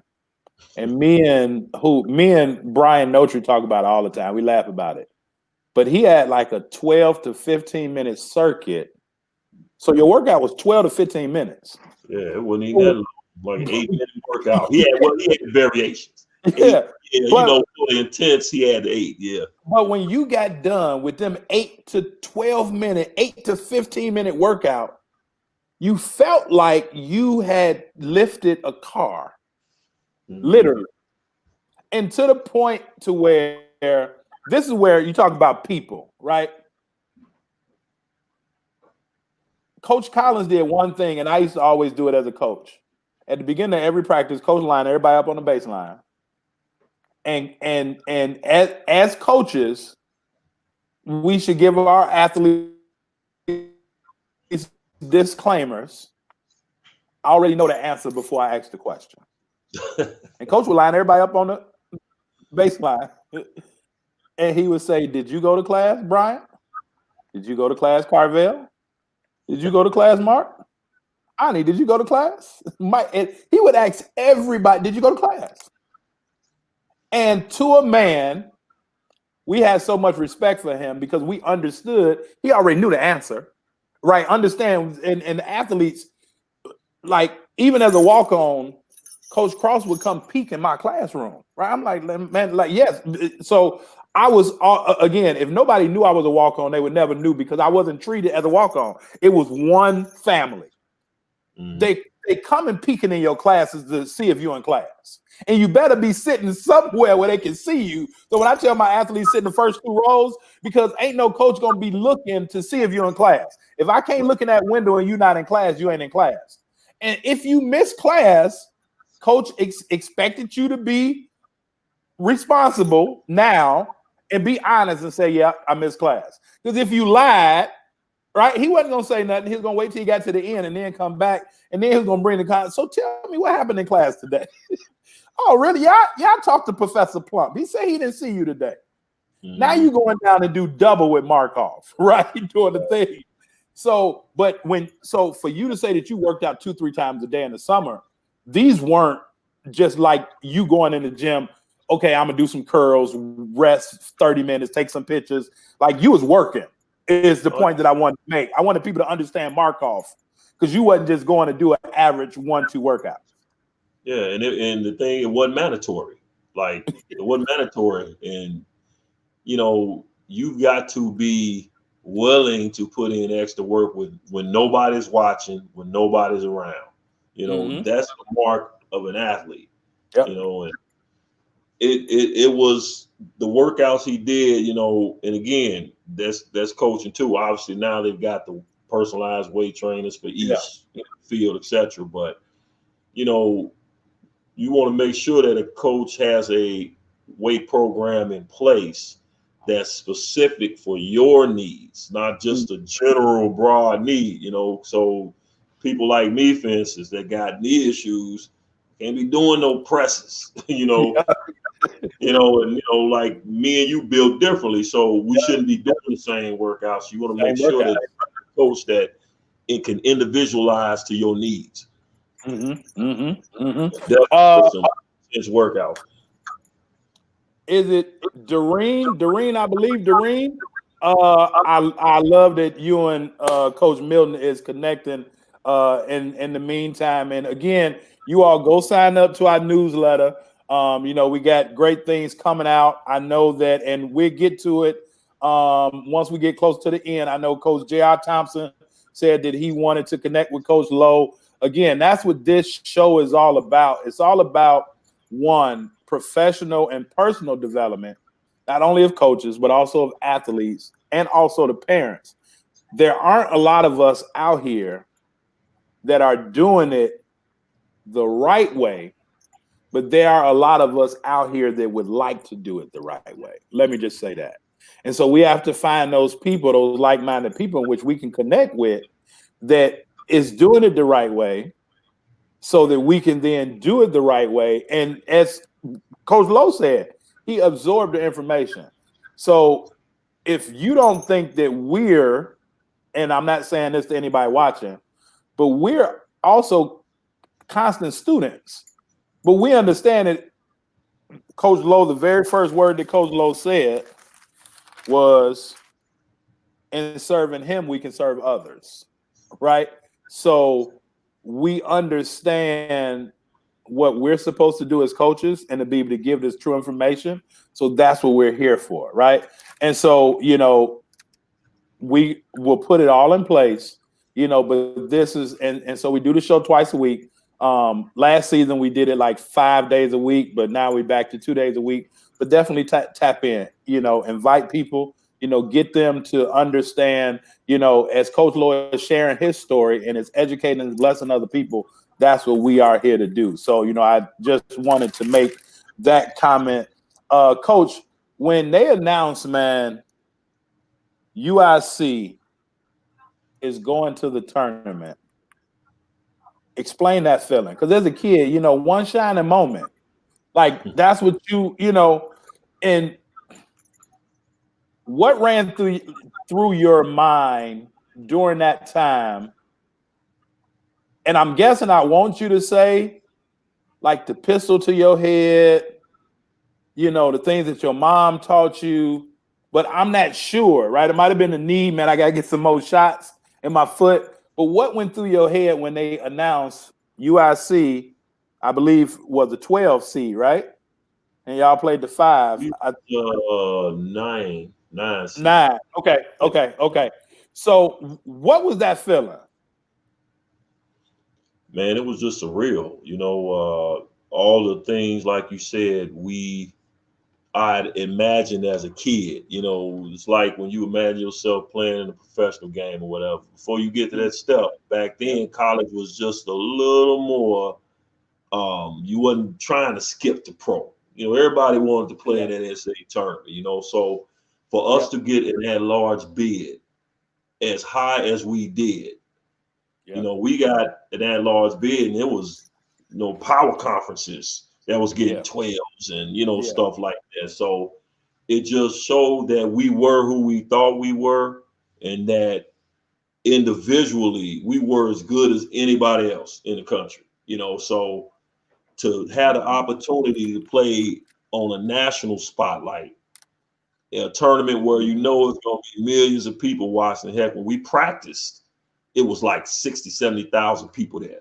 So it just shows you the magnitude and excitement that surrounded the tournament. And for us to be, involved in that whole process, man, it was like a blur, really.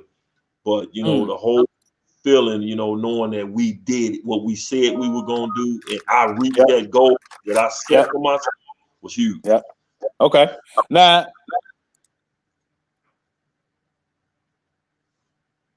post basketball, right? Because I'm gonna speed it up a little bit. Post basketball, playing days,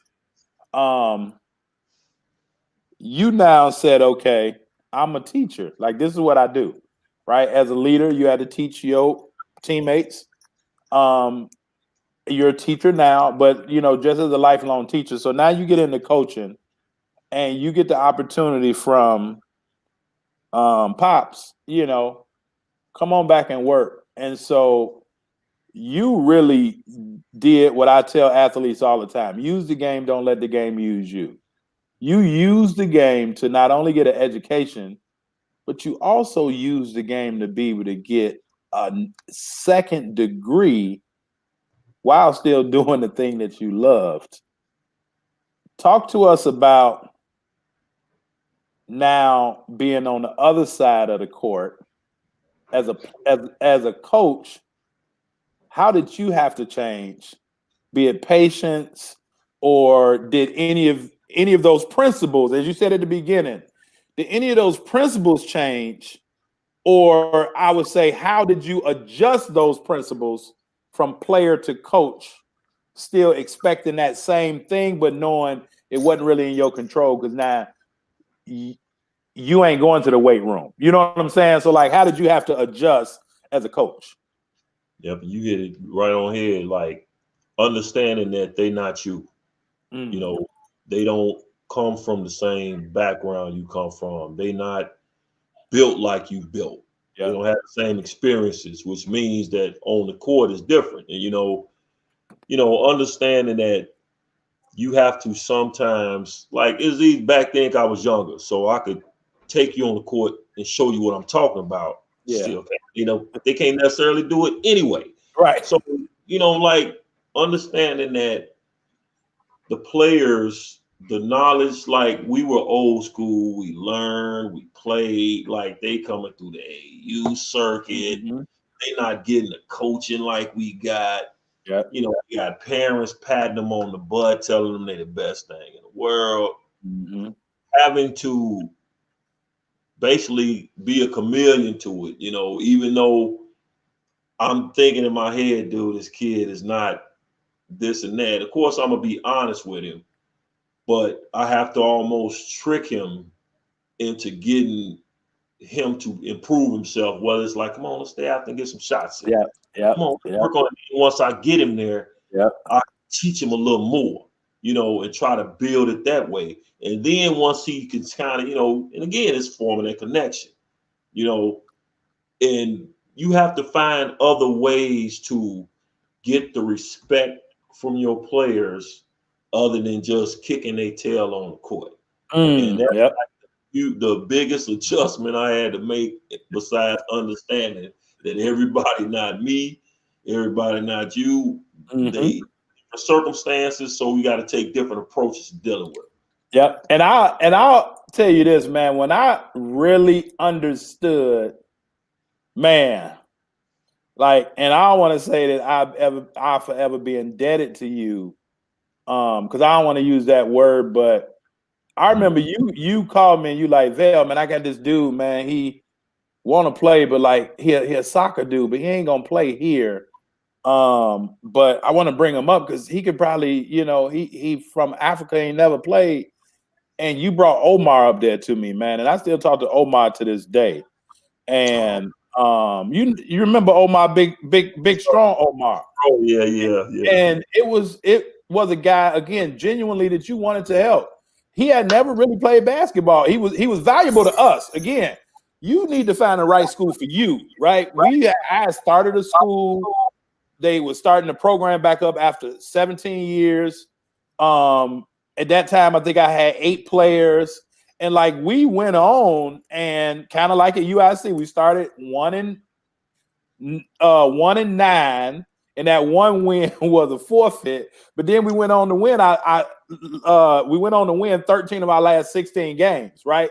So, but Omar was valuable in that. But I remember you calling me like, Vel, I got somebody that can help you, right? Can help your program. And he was an individual that can help our program because he was tough and he was a hard worker. And I talk about this all the time. There's a difference in working hard and hard working. People that work hard they generally only do that when somebody looking at them. Mm-hmm. People that's hard workers, they gonna do that with everything that they do. Does that make sense? But Omar was that. But to your point, I had to mention Omar before I could mention the other person. So after you brought Omar up, and I'm like, B, I need him. Like, Omar, we gonna figure it. And again, this is a guy, right? We gave him a scholarship. He was from Africa. We got him his green card, right? You helped put all that in place. Vail, he got all this. So again, connecting with a coach, right? Myself, Coach Lowe, and there are many others out here, but connecting with a coach that can put together an individualized plan for your athlete to be able to help them, right? So Omar had all those things when he came to me, so it was easier to now funnel him through to get his schedule and to give him a scholarship, even as an international student at that particular time.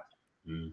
But when you talk about tricking players and inspiring players to get to the goal that they want to get to, fast forward 3 years after this happened that I'm about to say, this dude went on to be one of the better shooters at UIC under y'all. But at this particular time, he was a walk-on and wasn't even playing. And you was like, look, you ain't really playing in practice. It's a weekend. I'm going to play with my buddy. He got college kids up there, right? Come up there on your own, and he'll probably let you play. That dude was Robo. And I don't know if you remember that, but I remember you used to even us on the court, and Jonell Sloan came up there, played with us a couple times. We would have to tell this dude, shoot the ball, right? You got to open, so you had to reprogram his mind, who was a shooter, but you had to go through the back door to get him to believe in himself back when he wasn't even an integral part of the team on the roster. But by the time his senior year, he was valuable for y'all. Yeah, he's putting up about 18 or so. But that story is absolutely. You had to trick that guy into having confidence that not only he could shoot, but that his role in today's game back then was going to be a shooter. And then fast forward, when it was his time to then the ball was put in his hands, he was ready. You know what I'm saying? So Coach Chris Harris was on earlier, and I think Coach was on the team with Robo, but you have to get players to believe in themselves by first identifying what they do well. I mean, would you agree on that? Because if you don't know what they do well, how can you encourage them? Oh yeah, and a good coach knows what that kid can do before sometimes that kid know what they even know. Yeah. So that's where the tricking comes in at. It's it's like, okay, like with a kid like Robo, for instance, like he was struggling, like couldn't shoot, like, and this is a kid that was prolific, like the all-time scorer in his high school, was all-state first team, McDonald, all that stuff, and he hit that slump. So come on, let's go up here and just play some pickup ball. Yep. Knowing in my head what he needed to do in order to get himself on track, right? So when we got to the pickup, we emphasized that. Yep. And that helped him to get out of the slump. So again, it's like we as good coaches know what you can do before you sometimes know what you can do. That's what you're looking for when you're looking for a coach. Yep, absolutely. I remember saying, damn, if y'all ain't gonna use him, I showed you like, no, you can have Omar. You can't hide this with him. You can't. You can't hide this with him. So man, moving forward, man, it's been a tough week for us, as a Flame family. I would say probably, past couple of weeks, you more than others. As you said, you wanted to play for somebody that reminded you of you, and you wind up really kind of getting that dad that wasn't necessarily in your life and to be in your life. I know you and Coach C talked like every day, did a lot of things, that helped you grow. Talk to us a little bit about the man, Coach Collins. Yeah, he it's probably many situations that I could have had jobs, have had coach been a butt kisser, I guess I could say, the best where I put it. He never had goals of, okay, I want to be this billionaire that's coaching in Kentucky and this and that. He loved, enjoyed coaching, but he loved people. Yeah. And it could get misconstrued of judging him within the constraints of the lines, right? Because as a coach, he was this harsh, this harsh stickler, disciplinarian, stay on you, wouldn't give you an inch, would insult you, maybe punch you in the chest. But that's what, to me, I needed, right? Yeah. So I didn't want somebody, because I wasn't soft. So Right. don't give me somebody that's soft to try to tell me what to do, because I'm not going to follow that. Right. Don't give me somebody that don't understand what poverty is, what coming from a single family home is, what having to share pants with your siblings, the struggles of being a black man, a poor black man growing up in this country. And I could relate to that. And I'd rather have that than to have an experience of playing for a Tom Izzo in Michigan State. Yeah. Or at that time, I forgot the guy name at Purdue, Gene Cady at Purdue. Gene Cady, yep. And it paid off. Everything that coach stands for, I stood for.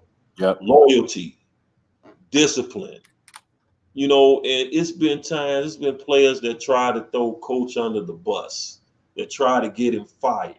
Yep. And you'd be sitting watching NFL on the weekend, talking about how bad his Bears is. And he'd get a call from a player that tried to get him fired, and he'd talk to him. He'd give him a job reference. Mm-hmm.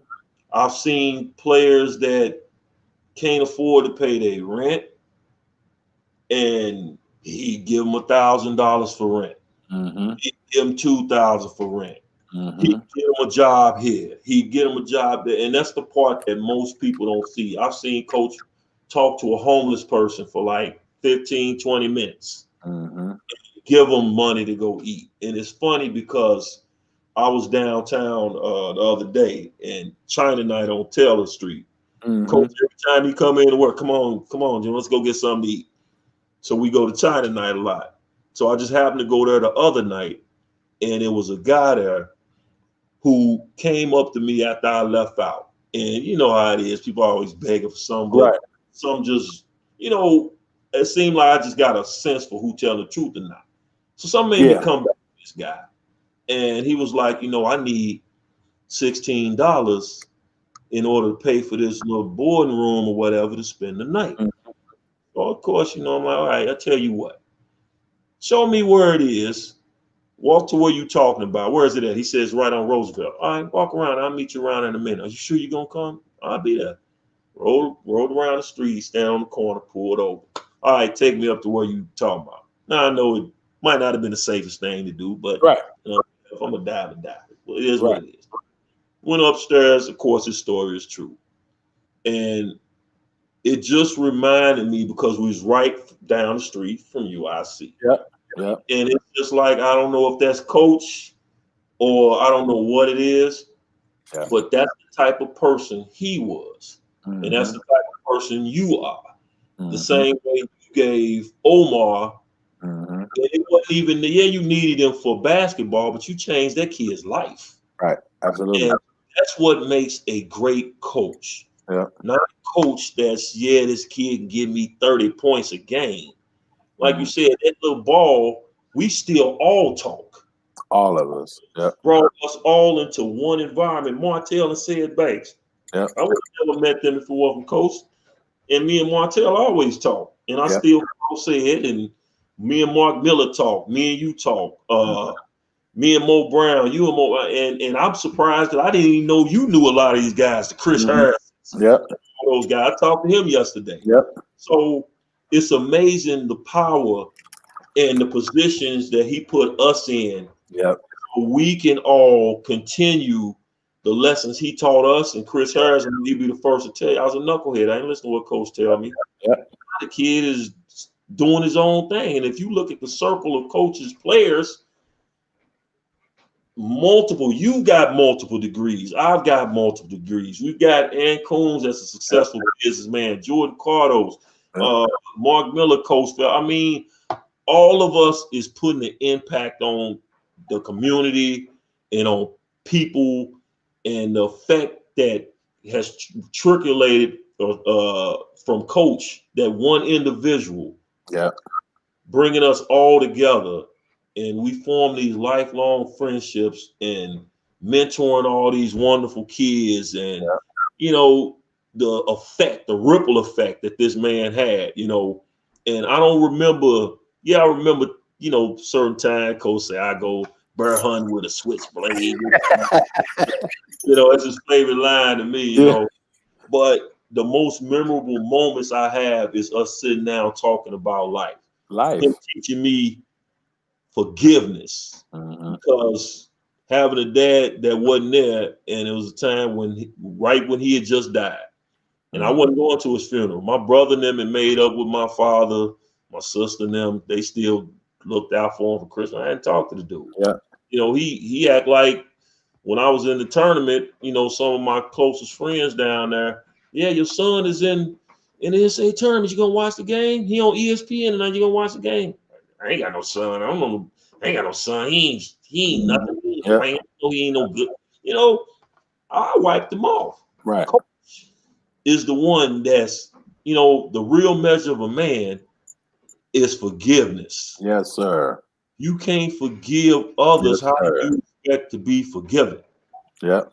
And that is the ultimate lesson for me after watching countless dudes who did what they did to that man, and he still tried to help him. He still did. Ain't no try, he still helped him. Yep. And that's the lesson that I ultimately got from Coach, man. And it's, you know, I'm at peace knowing that 2 days before, 3 days before he went into that coma, I had a conversation with him, and I was able to tell him that I love him. And you know, for a man, that's a hard word to say for a lot. I say it to my kids, but you know, for me to say, you know, Coach, man, Carville, I love you, man. You know, it's hard for a lot of men to say. And you know, we got to get out that habit of, you know, love is a powerful thing. And it drives us as coaches. It drives us as men. It drives us as mentors, humanitarians. It drives our whole being. And there's nothing wrong with us expressing that to each other, because of the hate and the evil and the stuff that's going on in our world. You know, and with my kids in my class, a lot of them don't hear that at home. You know, I love you, kid. You know, because they need to hear that. We need to hear that. And most of us didn't get that. And that's why it's so special, especially for everybody out watching. If you watching this show, that means you think on the same level we think on. Absolutely. Associated with Coach Bailey, I think just like him and vice versa. So that means you obviously do. So it's a shortage of good coaches. And in order to carry on like a tradition of a Coach Collins, again, he didn't necessarily know the X and O's, but he knew people. And he had surrounded himself with people that could accommodate for the weaknesses that he had. He understood that. So, you know, we as people got to understand that, again, everybody ain't no coach. There are a lot of people in positions that should not have them by no stretch of the imagination. So for us to be in this platform, and, you know, I know Coach got, you know, people in place, and it's a networking opportunity for us to continue the cycle of great coaches like Coach Collins, Coach Bailey, and some of you out there. And You owe it for the kids. You owe it for the players. And Coach Harris just popped up. Coach Chris just popped up. You just talked him up. You said you just talked to him the other day. Yeah. You know, one of my hoop sons, one of your hoop sons as well. And you know, Chris is doing, you know, Chris has been on the show, you know, 2 of our 5 seasons. You know, it's always a good time talking with him. And I tell him all the time, you know, I call him sometime and, you know, and I tell Chris again what he need to hear. And he'd be like, man, KB, thanks. You know, sometimes I'd be like, Chris, don't nobody care about your feelings or, you know, don't worry about that. Like, keep doing what you're doing because he's doing a great job. But to your point, man, Coach understood not only people, but Coach knew how to put systems in place. So when you say, and so here's a nugget for all you parents out there, even all you coaches. When you get on that next level, and when I say, right, and go to BeTheRightRecruit.com, check out this free training I did. BeTheRightRecruit.com. But when coaches come scouting, they're coming looking for a puzzle piece. Okay, I get frustrated when parents think, right, okay, my kid got a score. When Coach Lowe, Coach Bailey, or even Coach Harris, that coaches on the high school level, and he coaches AAU, right? I'm not pro AAU at all. I'm not pro AAU. I'm not anti AAU anymore because there's some good people like Full Court Kings. We're gonna get into it in a minute. Splash, right? Coach Harris, Coach Lowe. Some good people out here that do well. So I'm not anti AAU anymore. I'm just not pro AAU. Okay, but you have to understand that there are like coach put people in place. We had Coach Nagy taught defense. It was literally like a football team. Coach Nagy taught defense. Coach Combs taught offense. Coach Cross was like the academic advisor, overseer, or all of the intangibles, right? Did you go to weight room? Did you go to practice? Right? Oh, coach needs you to do this, right? All those other things. And then we had, I can't think of the big guy name, but he was like the study hall person, right? Made sure it was in study hall. And coach was the manager, right? He was the overseer. So if coaches understand that they have to have certain people in place for offense, defense, right? This is your role, just like players got roles. Coach Lowe talked about it earlier, knowing your role. But when coaches come to scout, that kid might be able to play, but I need a defender. I got a Bryant Lowe and a Mark Miller that can, on any given night, give me 65 points combined. I don't need another scorer. I'm looking for a dude that can get rebounds. So when coaches come, they're looking for puzzle pieces. So athletes need to know, go back to what Coach Lowe said earlier, what do you do well, and can you do it better than most? That's what it boils down to. Not, oh, we going and we're going to be in a tournament where other good players are. What does that mean? Like, what does that mean? Okay, they scored 30, you scored 30, but I got like my backcourt is averaging 80 points. I don't need another one. You know what I'm saying? Like, I don't need another one of them. I need something else until they leave. In a year or two, I might come and look for this person, but by that time, they're already gone. So, B, can you talk about as a coach on that recruiting trail? And I mean, correct me if I'm wrong, because that's how I went out and recruited. But I mean, correct me if I'm wrong. You're not just looking for the best dude in the gym, because then you just spinning your wheels going in gyms. Like, when you come in the gym, what are you looking for? Well, a lot of times I look for intangibles. First of all, look how hard that kid plays. Second of all, if it's an environment where you got a coach involved, I'm looking at the responses between him and the coach. I'm looking at the respect factor, you know, and if a player, going back to the kid Robo you talking about, if the shot is not on, what purpose can you serve other than that? Yeah. So, you know, I'm looking to see, okay, if this kid is shot, he's supposed to be a shooter, his shot is off. Okay, how is he going to benefit his team on the court?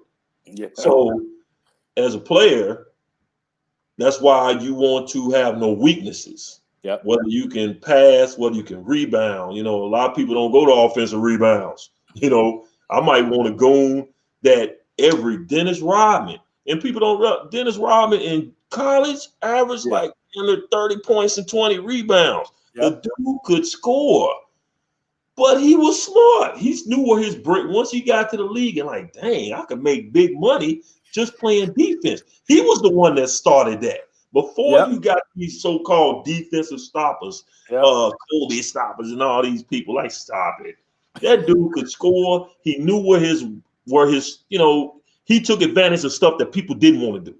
Yep. So don't want to rebound. Don't want to dive in front. Don't want to take no charges. He did that, which is why, regardless what team he went to, it's always a spot for him. And as a coach, I'm looking for a player that, regardless what my area of need is, he could fit in that spot if I need to. So, you know, a lot of players need to keep that in mind, that, you know, that's why it's important for you not to just limit yourself to offense. You know, you want to be able to get out there and play defense. And I've seen kids in practice that, no, this kid couldn't shoot, but dang, this kid pick you up full court, dog you all the way down the court. That's a rarity. And if you thinking like that, as opposed to thinking I got to come in and get 20, then that's where your mistake is. You won't be able to fit into any system. It's like kids. Like, if you can run a disciplined motion offense, you can play in any system. It don't matter where you at, pro, college, or high school. You could play in any system with anybody. But now it's crucial. To that point, B, and as we're winding down, you know, I want to be respectful of your time. Get back with your family. I appreciate you, everybody that's viewing. You know, I think the other day we hit as far as Istanbul. So we're doing guys' work, really, man, like reaching out and hitting the people. I want to ask you this question, though, man. When you talk about, because the ball is going to stop bouncing for all of us at some point in time, right? I mean, the ball just the ball stops bouncing.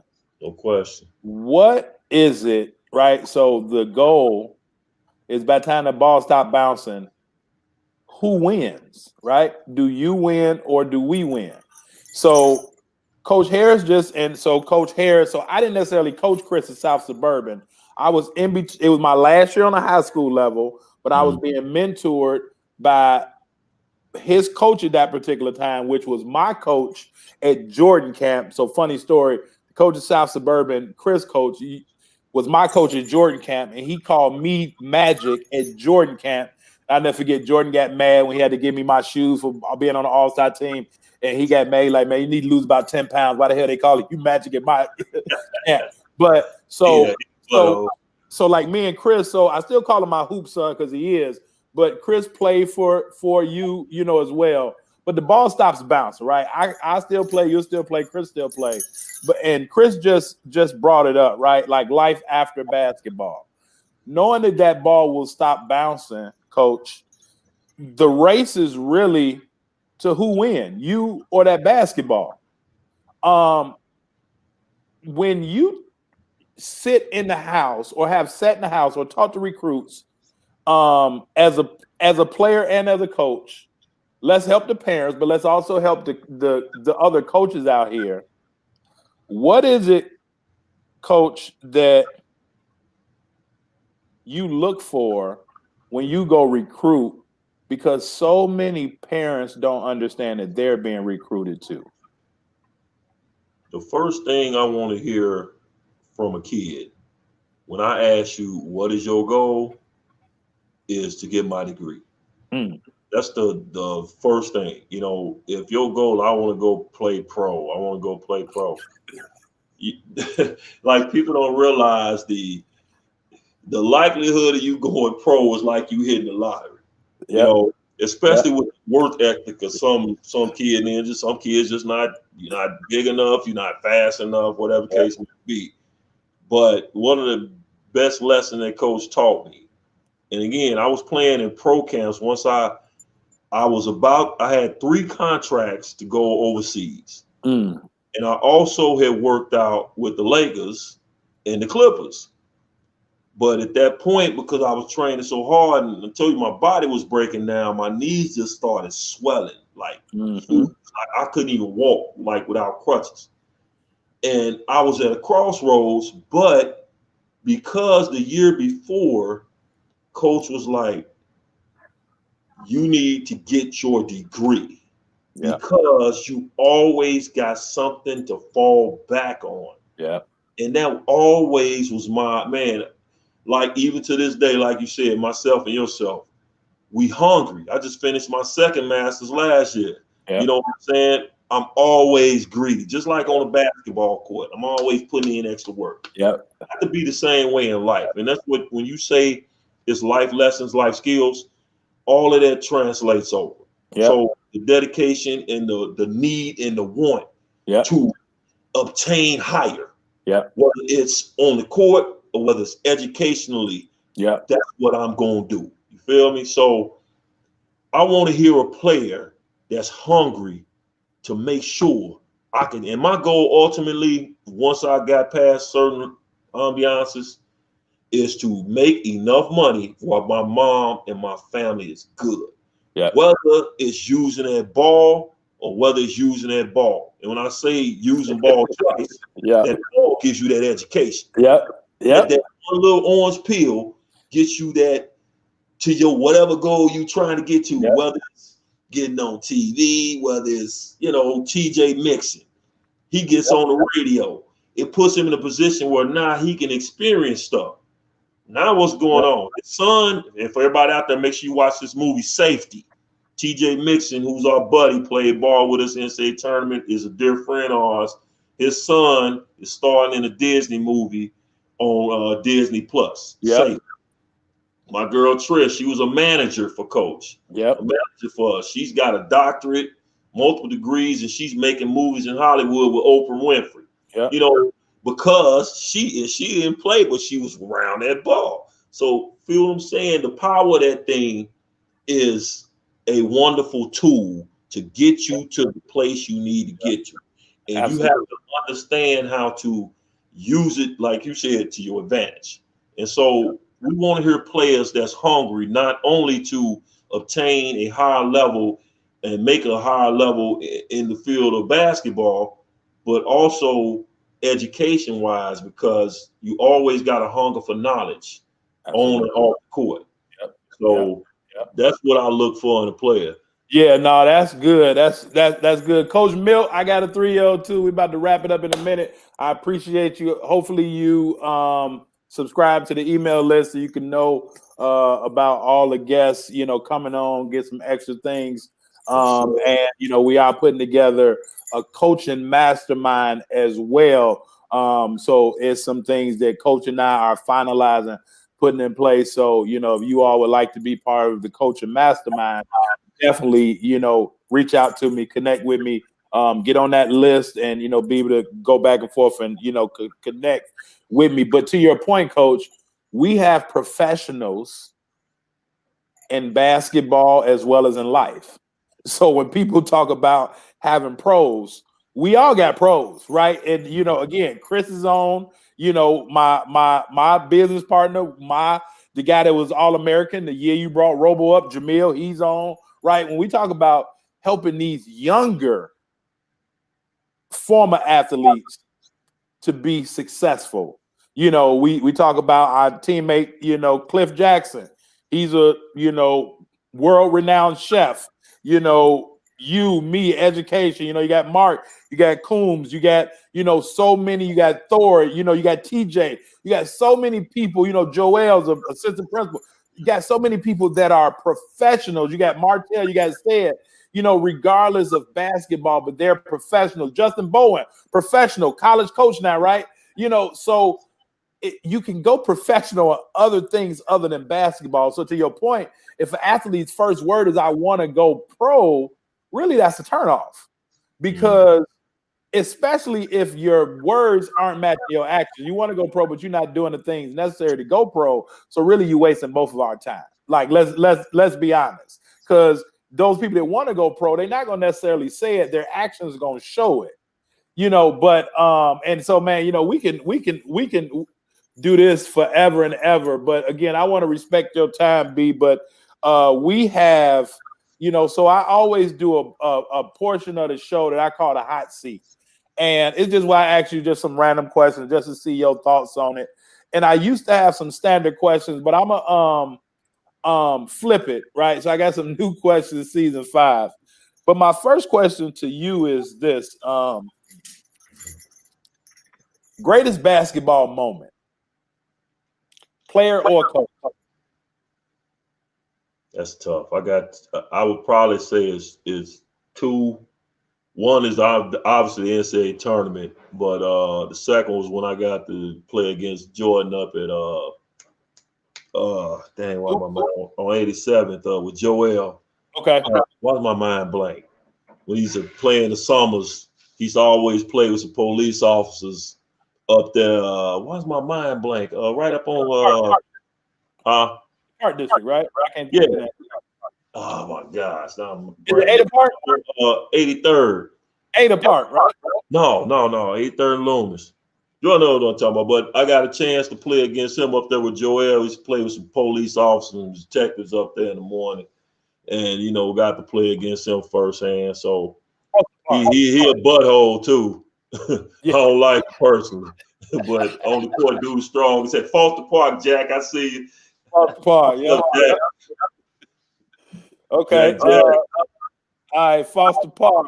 Okay, so the NCAA tournament and playing with Mike, how was it? Right. So again, I've been to camp. I've played, shot with him. John L. Sloan's played with him. Mike King's played with him.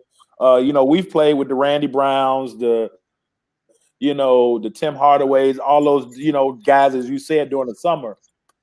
And as you said, Mike is a butthole. Talk about that level of competitiveness with him that a lot of people don't have.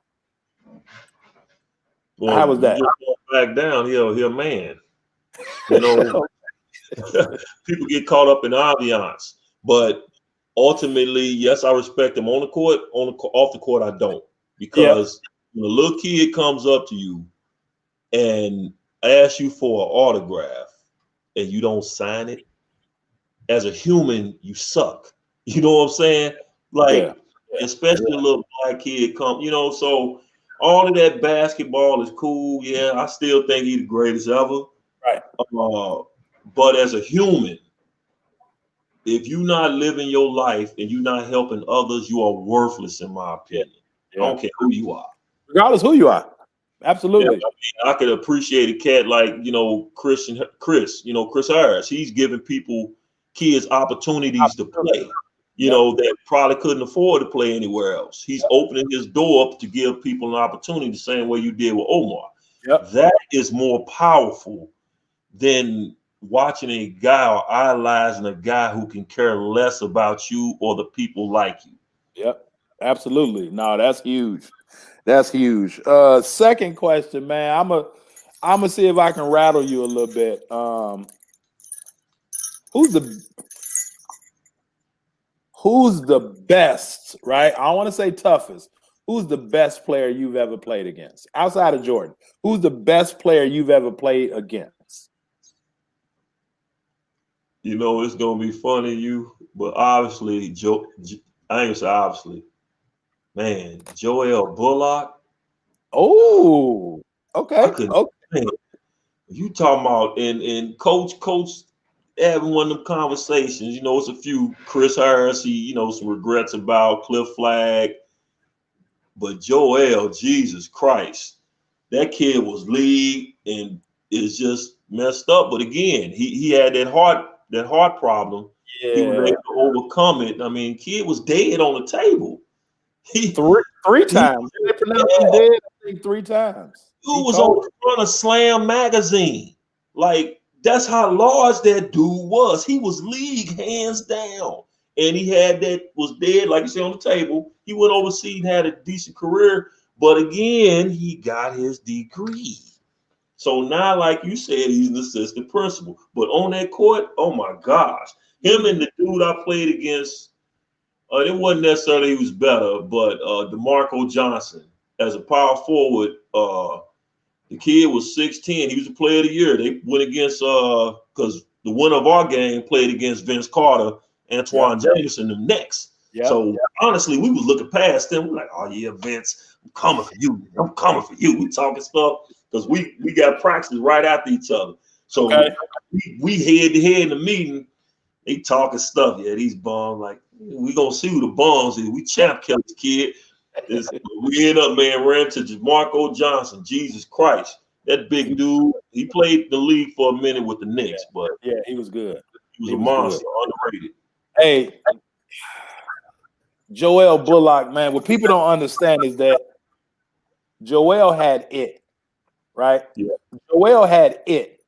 And when we talking about 6'2", 6'3", stocky guard, so he damn near had a pro body, you know, give or take, in terms of he wasn't too short, he wasn't necessarily too small, but he just had a rhythm about him with that ball, and it was at the perfect time because the reason why Mike King had a yo-yo was because this is when the hesitation first evolved. And Mike King had it, but he hadn't perfected it. So he was carrying the ball sometime with that little hezzy, right? Joel had it, and he didn't carry the ball with it, right? Like Jason Ayers was tricky, but Joel had a uncharacteristically sick control of the basketball when he had, you know, he looked like, like when you like Kenny Williams and Mark Miller, they was gonna just do what they was gonna do. Yeah. You know, it didn't have to like I'm about to cause you heartache and them 1 or 2 dribbles. You know, as you said, Joel had that thing. That was, to me, that was the first time I had really saw that at that particular time. And yeah, as you said, when coach was able to get him to understand what college point guard looked like, yeah, he was a different dude. Hard to guard. Definitely hard to guard. Yeah, that's a great question. So my last and final question for you, B.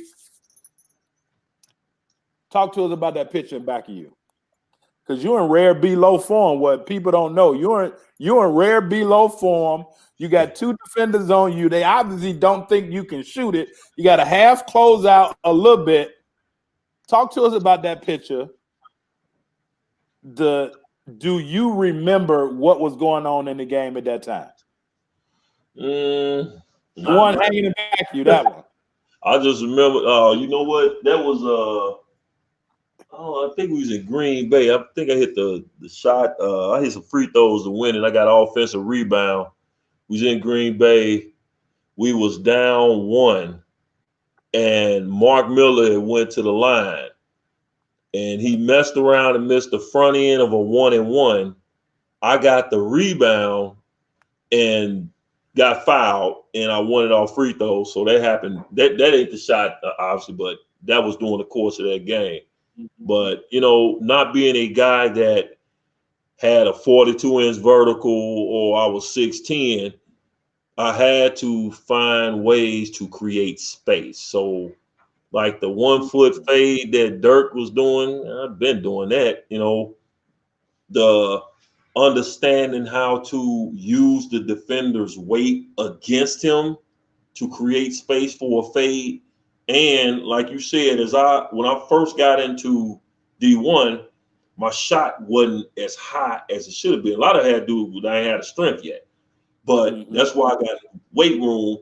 And as you can see, my release point is, you know, I'm getting up. So I got 6'10" wingspan, so I do have that to my advantage. So all I need to do is create that little bit of space, elevate all the way on my shot. And I don't care unless you Kevin Garnett, you ain't blocking that.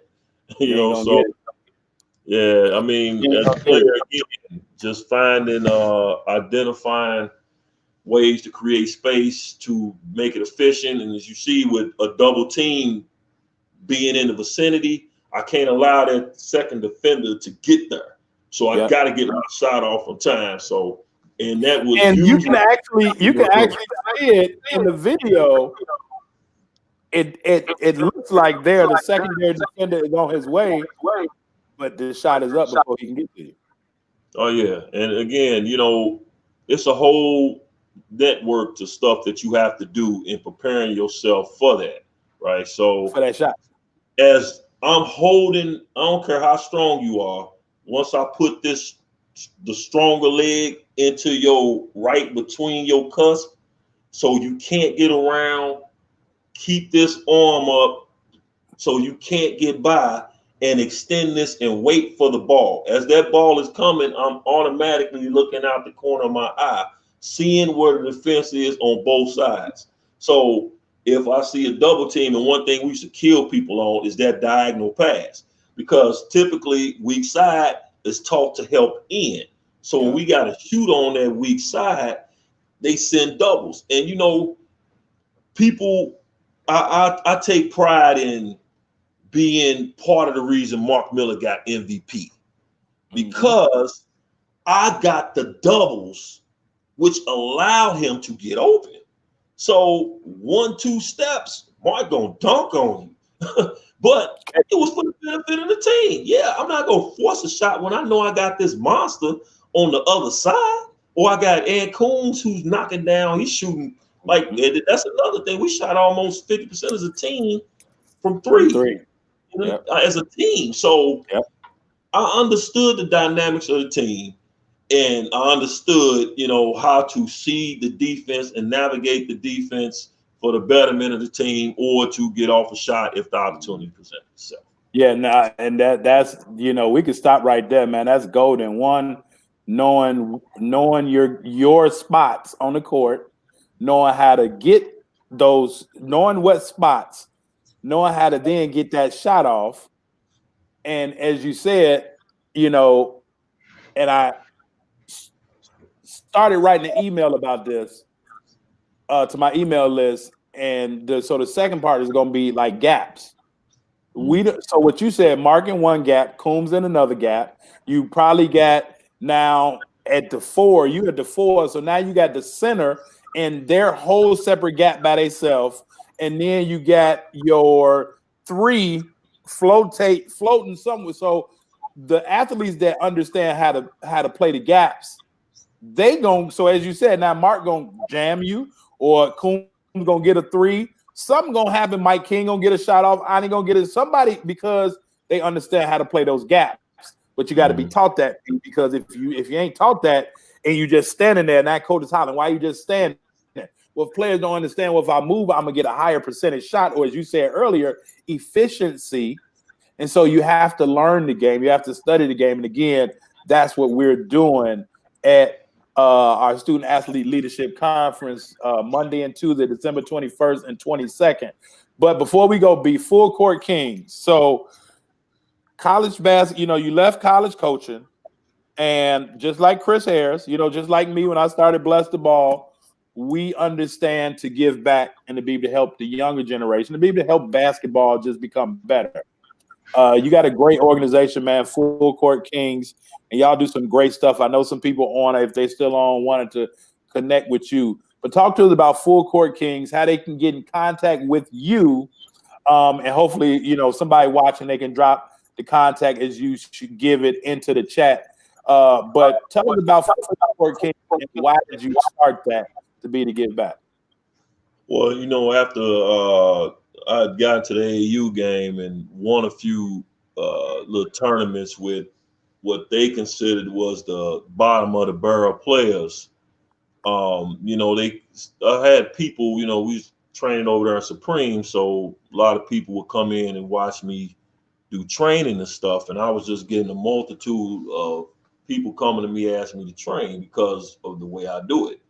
And again, we old school. I'm gonna give you the full experience as if you was a college player. Like any endeavor I go into, we go into it with a professional mentality. So I don't care if it's a 6-year-old or if it's a pro or college player.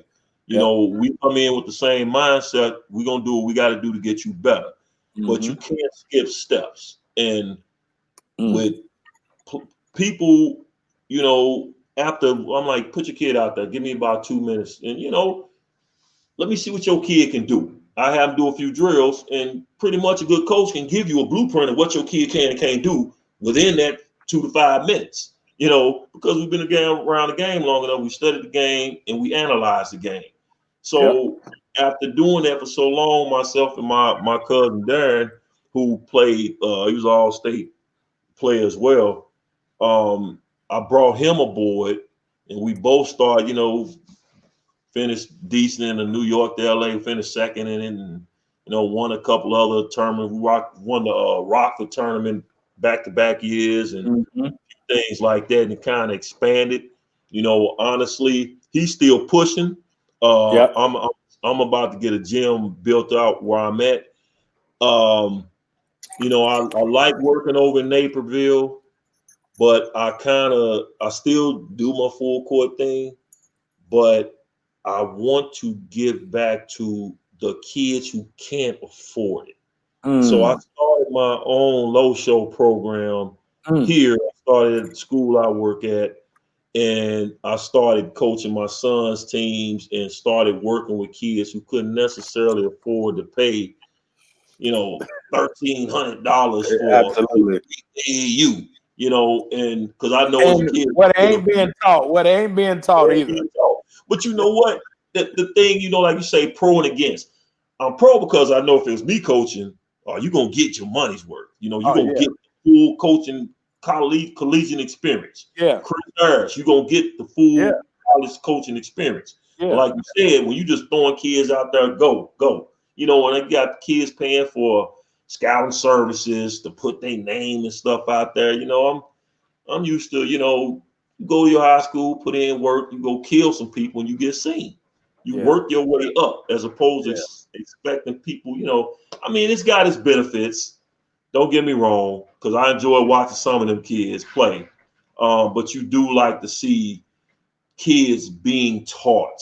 You know, they're receiving something for the money that they spend, and other than a uniform and some shoes and a travel. You know, like teach, do what you are paid to do, earn your check, and teach them and develop them like you are supposed to. Absolutely. So Lowe Show, and the reason why I was laughing with that, I feel like I've heard that name before, the Lowe Show. Yeah, put it in the paper a few times. Yeah, and I remember the old man saying it, right? Like either, oh, you think this the Lowe Show, or when you was going, he'll be like, all right, it's the Lowe Show.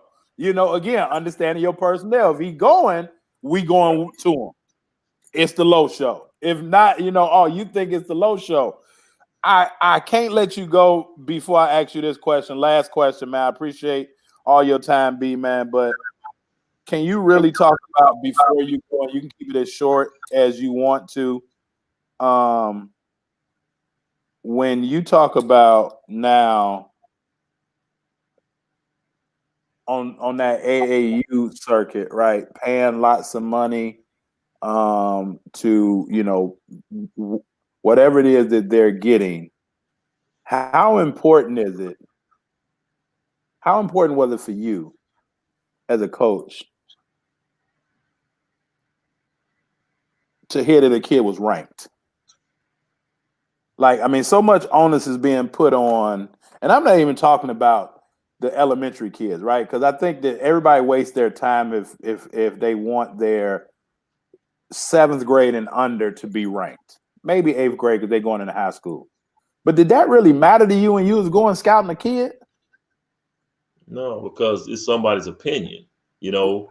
Like, and honestly, we've got a pool of coaches that truly don't know the game. Like, for whatever reason, they got put in positions, whether they knew the AD or whatever the case may be. You know what I'm saying? I don't respect everybody's opinion because everybody don't don't know the game. You know Yep. what I'm saying? Everybody don't know the intangibles to look for. Excuse me. Yep. We look for those small, like I've got players that played for me AAU that couldn't even make their high school team because their coaches didn't think they could play until we ran into one of their teams in the summer. Oh, I didn't know. And then you pick them up. So the ranking aspect, it's like a few players that was ranked ahead of me, or the kid, for instance, that they ranked number one player in JUCO when I finished second. That kid didn't do nothing after that in his career. Nothing. Zero. So rankings is just somebody's personal opinion of you.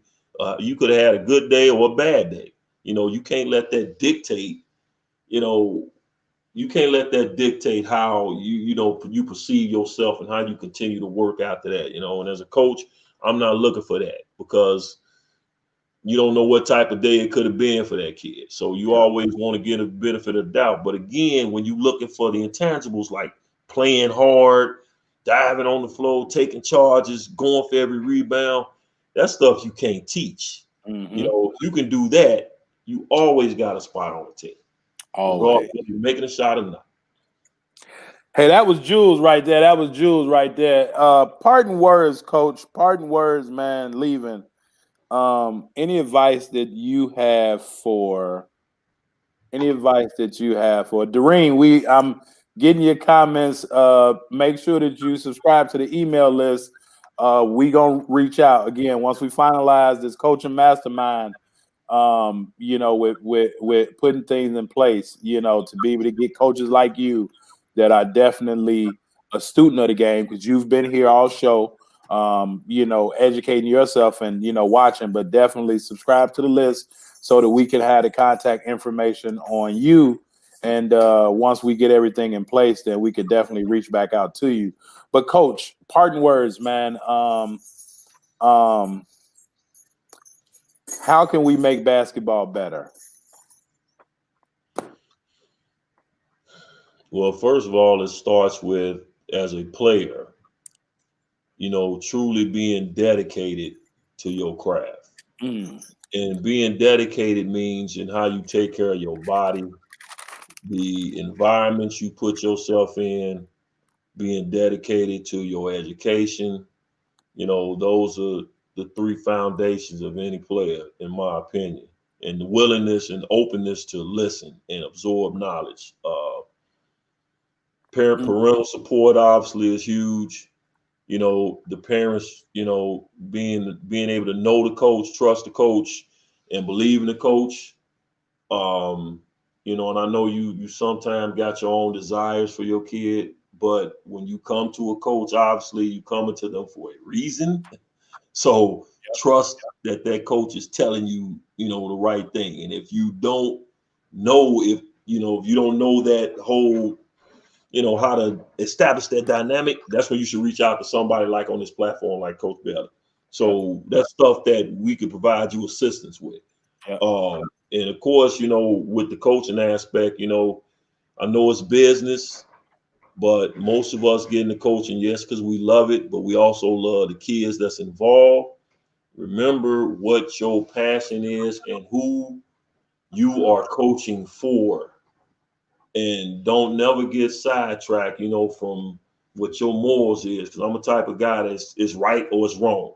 If you bogus, you bogus. If you right, you right. Now you might get caught up trying to do the right thing, but ultimately let that guide your decisions in how you move forward in your career.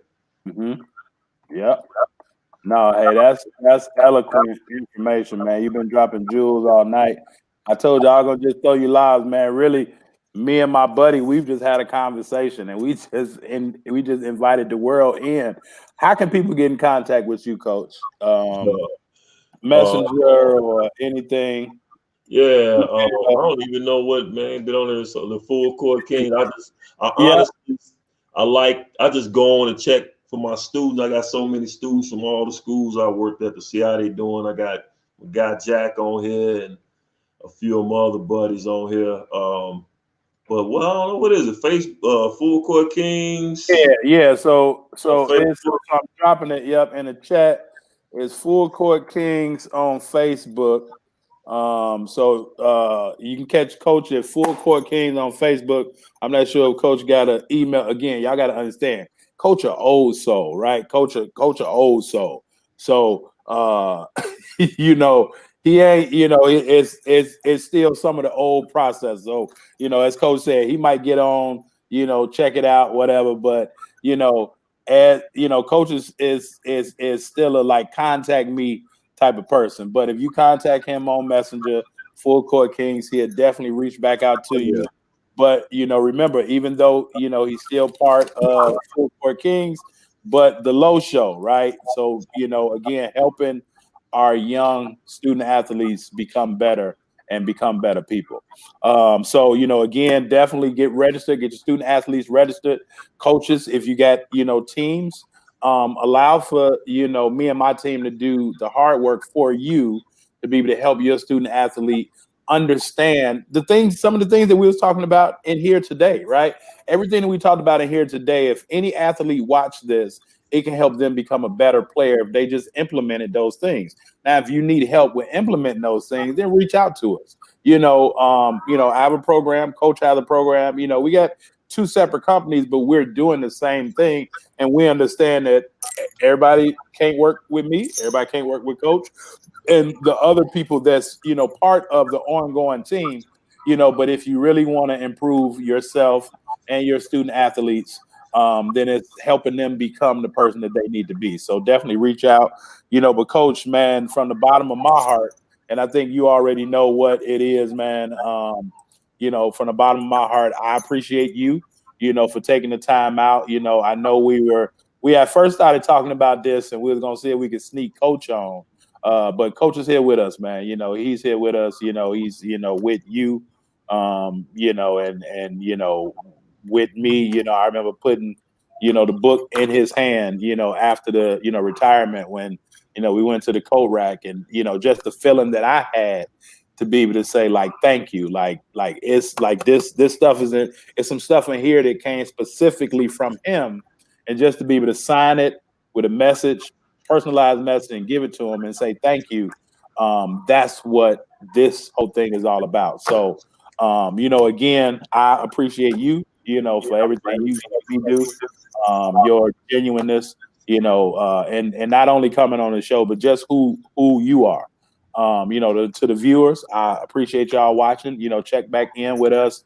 Now, so be on the lookout. That's why you should get on the email list. So Tuesday, we'll be in the middle of our conference. We'll be ending our conference because conference is Monday and Tuesday from 4 to 8 p.m. Central Standard Time. So we'll be ending. So we may move Tuesday to another day, but we'll definitely be back Thursday. But check us out again. Full Court Kings. Go check Coach Lowe out. Check myself out. Get them registered for the conference. BeTheRightRecruit.com if you need help getting them recruited in college. And in closing, I always say, keep striving for the top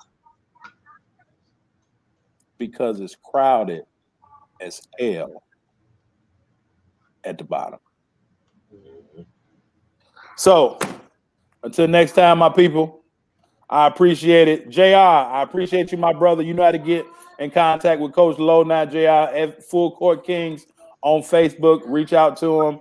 Y'all go register for the email list, and we'll see y'all on the other side. Always, as in closing, I'm going to leave y'all with this final video, which I think that will help all coaches and all athletes, is really what teams should do to be able to improve their team morale.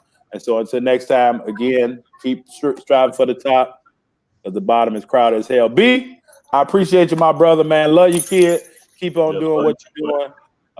And we'll definitely holler. All right. So until next time, y'all, I'm going to close out with this video. Stay and watch it. 90 seconds is going to bless you. So many teams their team morale is going down because they aren't running the floor. And I'm talking about on defense. So many teams are getting beat back on defense to where before they know it, they're down 8, 10, 12 points. Teams that make runs on you, generally those runs are made in transition or fast breaks. Teams don't generally make complete basketball runs in a half-court set. Teams really don't make runs strictly in a half-court set. Those runs build up momentum due to teams not getting back and running the court, running the floor on defense. So now they're able to get an easy shot. Now they're able to get a quick transition bucket. Now that confidence and that momentum is building up. Now they're able to, bang down a three. Now, they get it going, the crowd get rolling, the other coach like, timeout. And then when that other coach do that, now the momentum is that much greater. Does that make sense? So if teams really just run the floor on defense, they'll solve half their problems. If you can get back on defense and stop a team's ability to get easy buckets, well, now that team has to think. You see how everything goes back to this? Now that team has to think. Now they have to call that play. They have to run that play. They have to try to figure it out, but they have to try to figure it out on the fly, as opposed to now they just playing off instinct and just off reaction because that momentum is building up and now they just totally charged up. So run the court, run the floor on defense.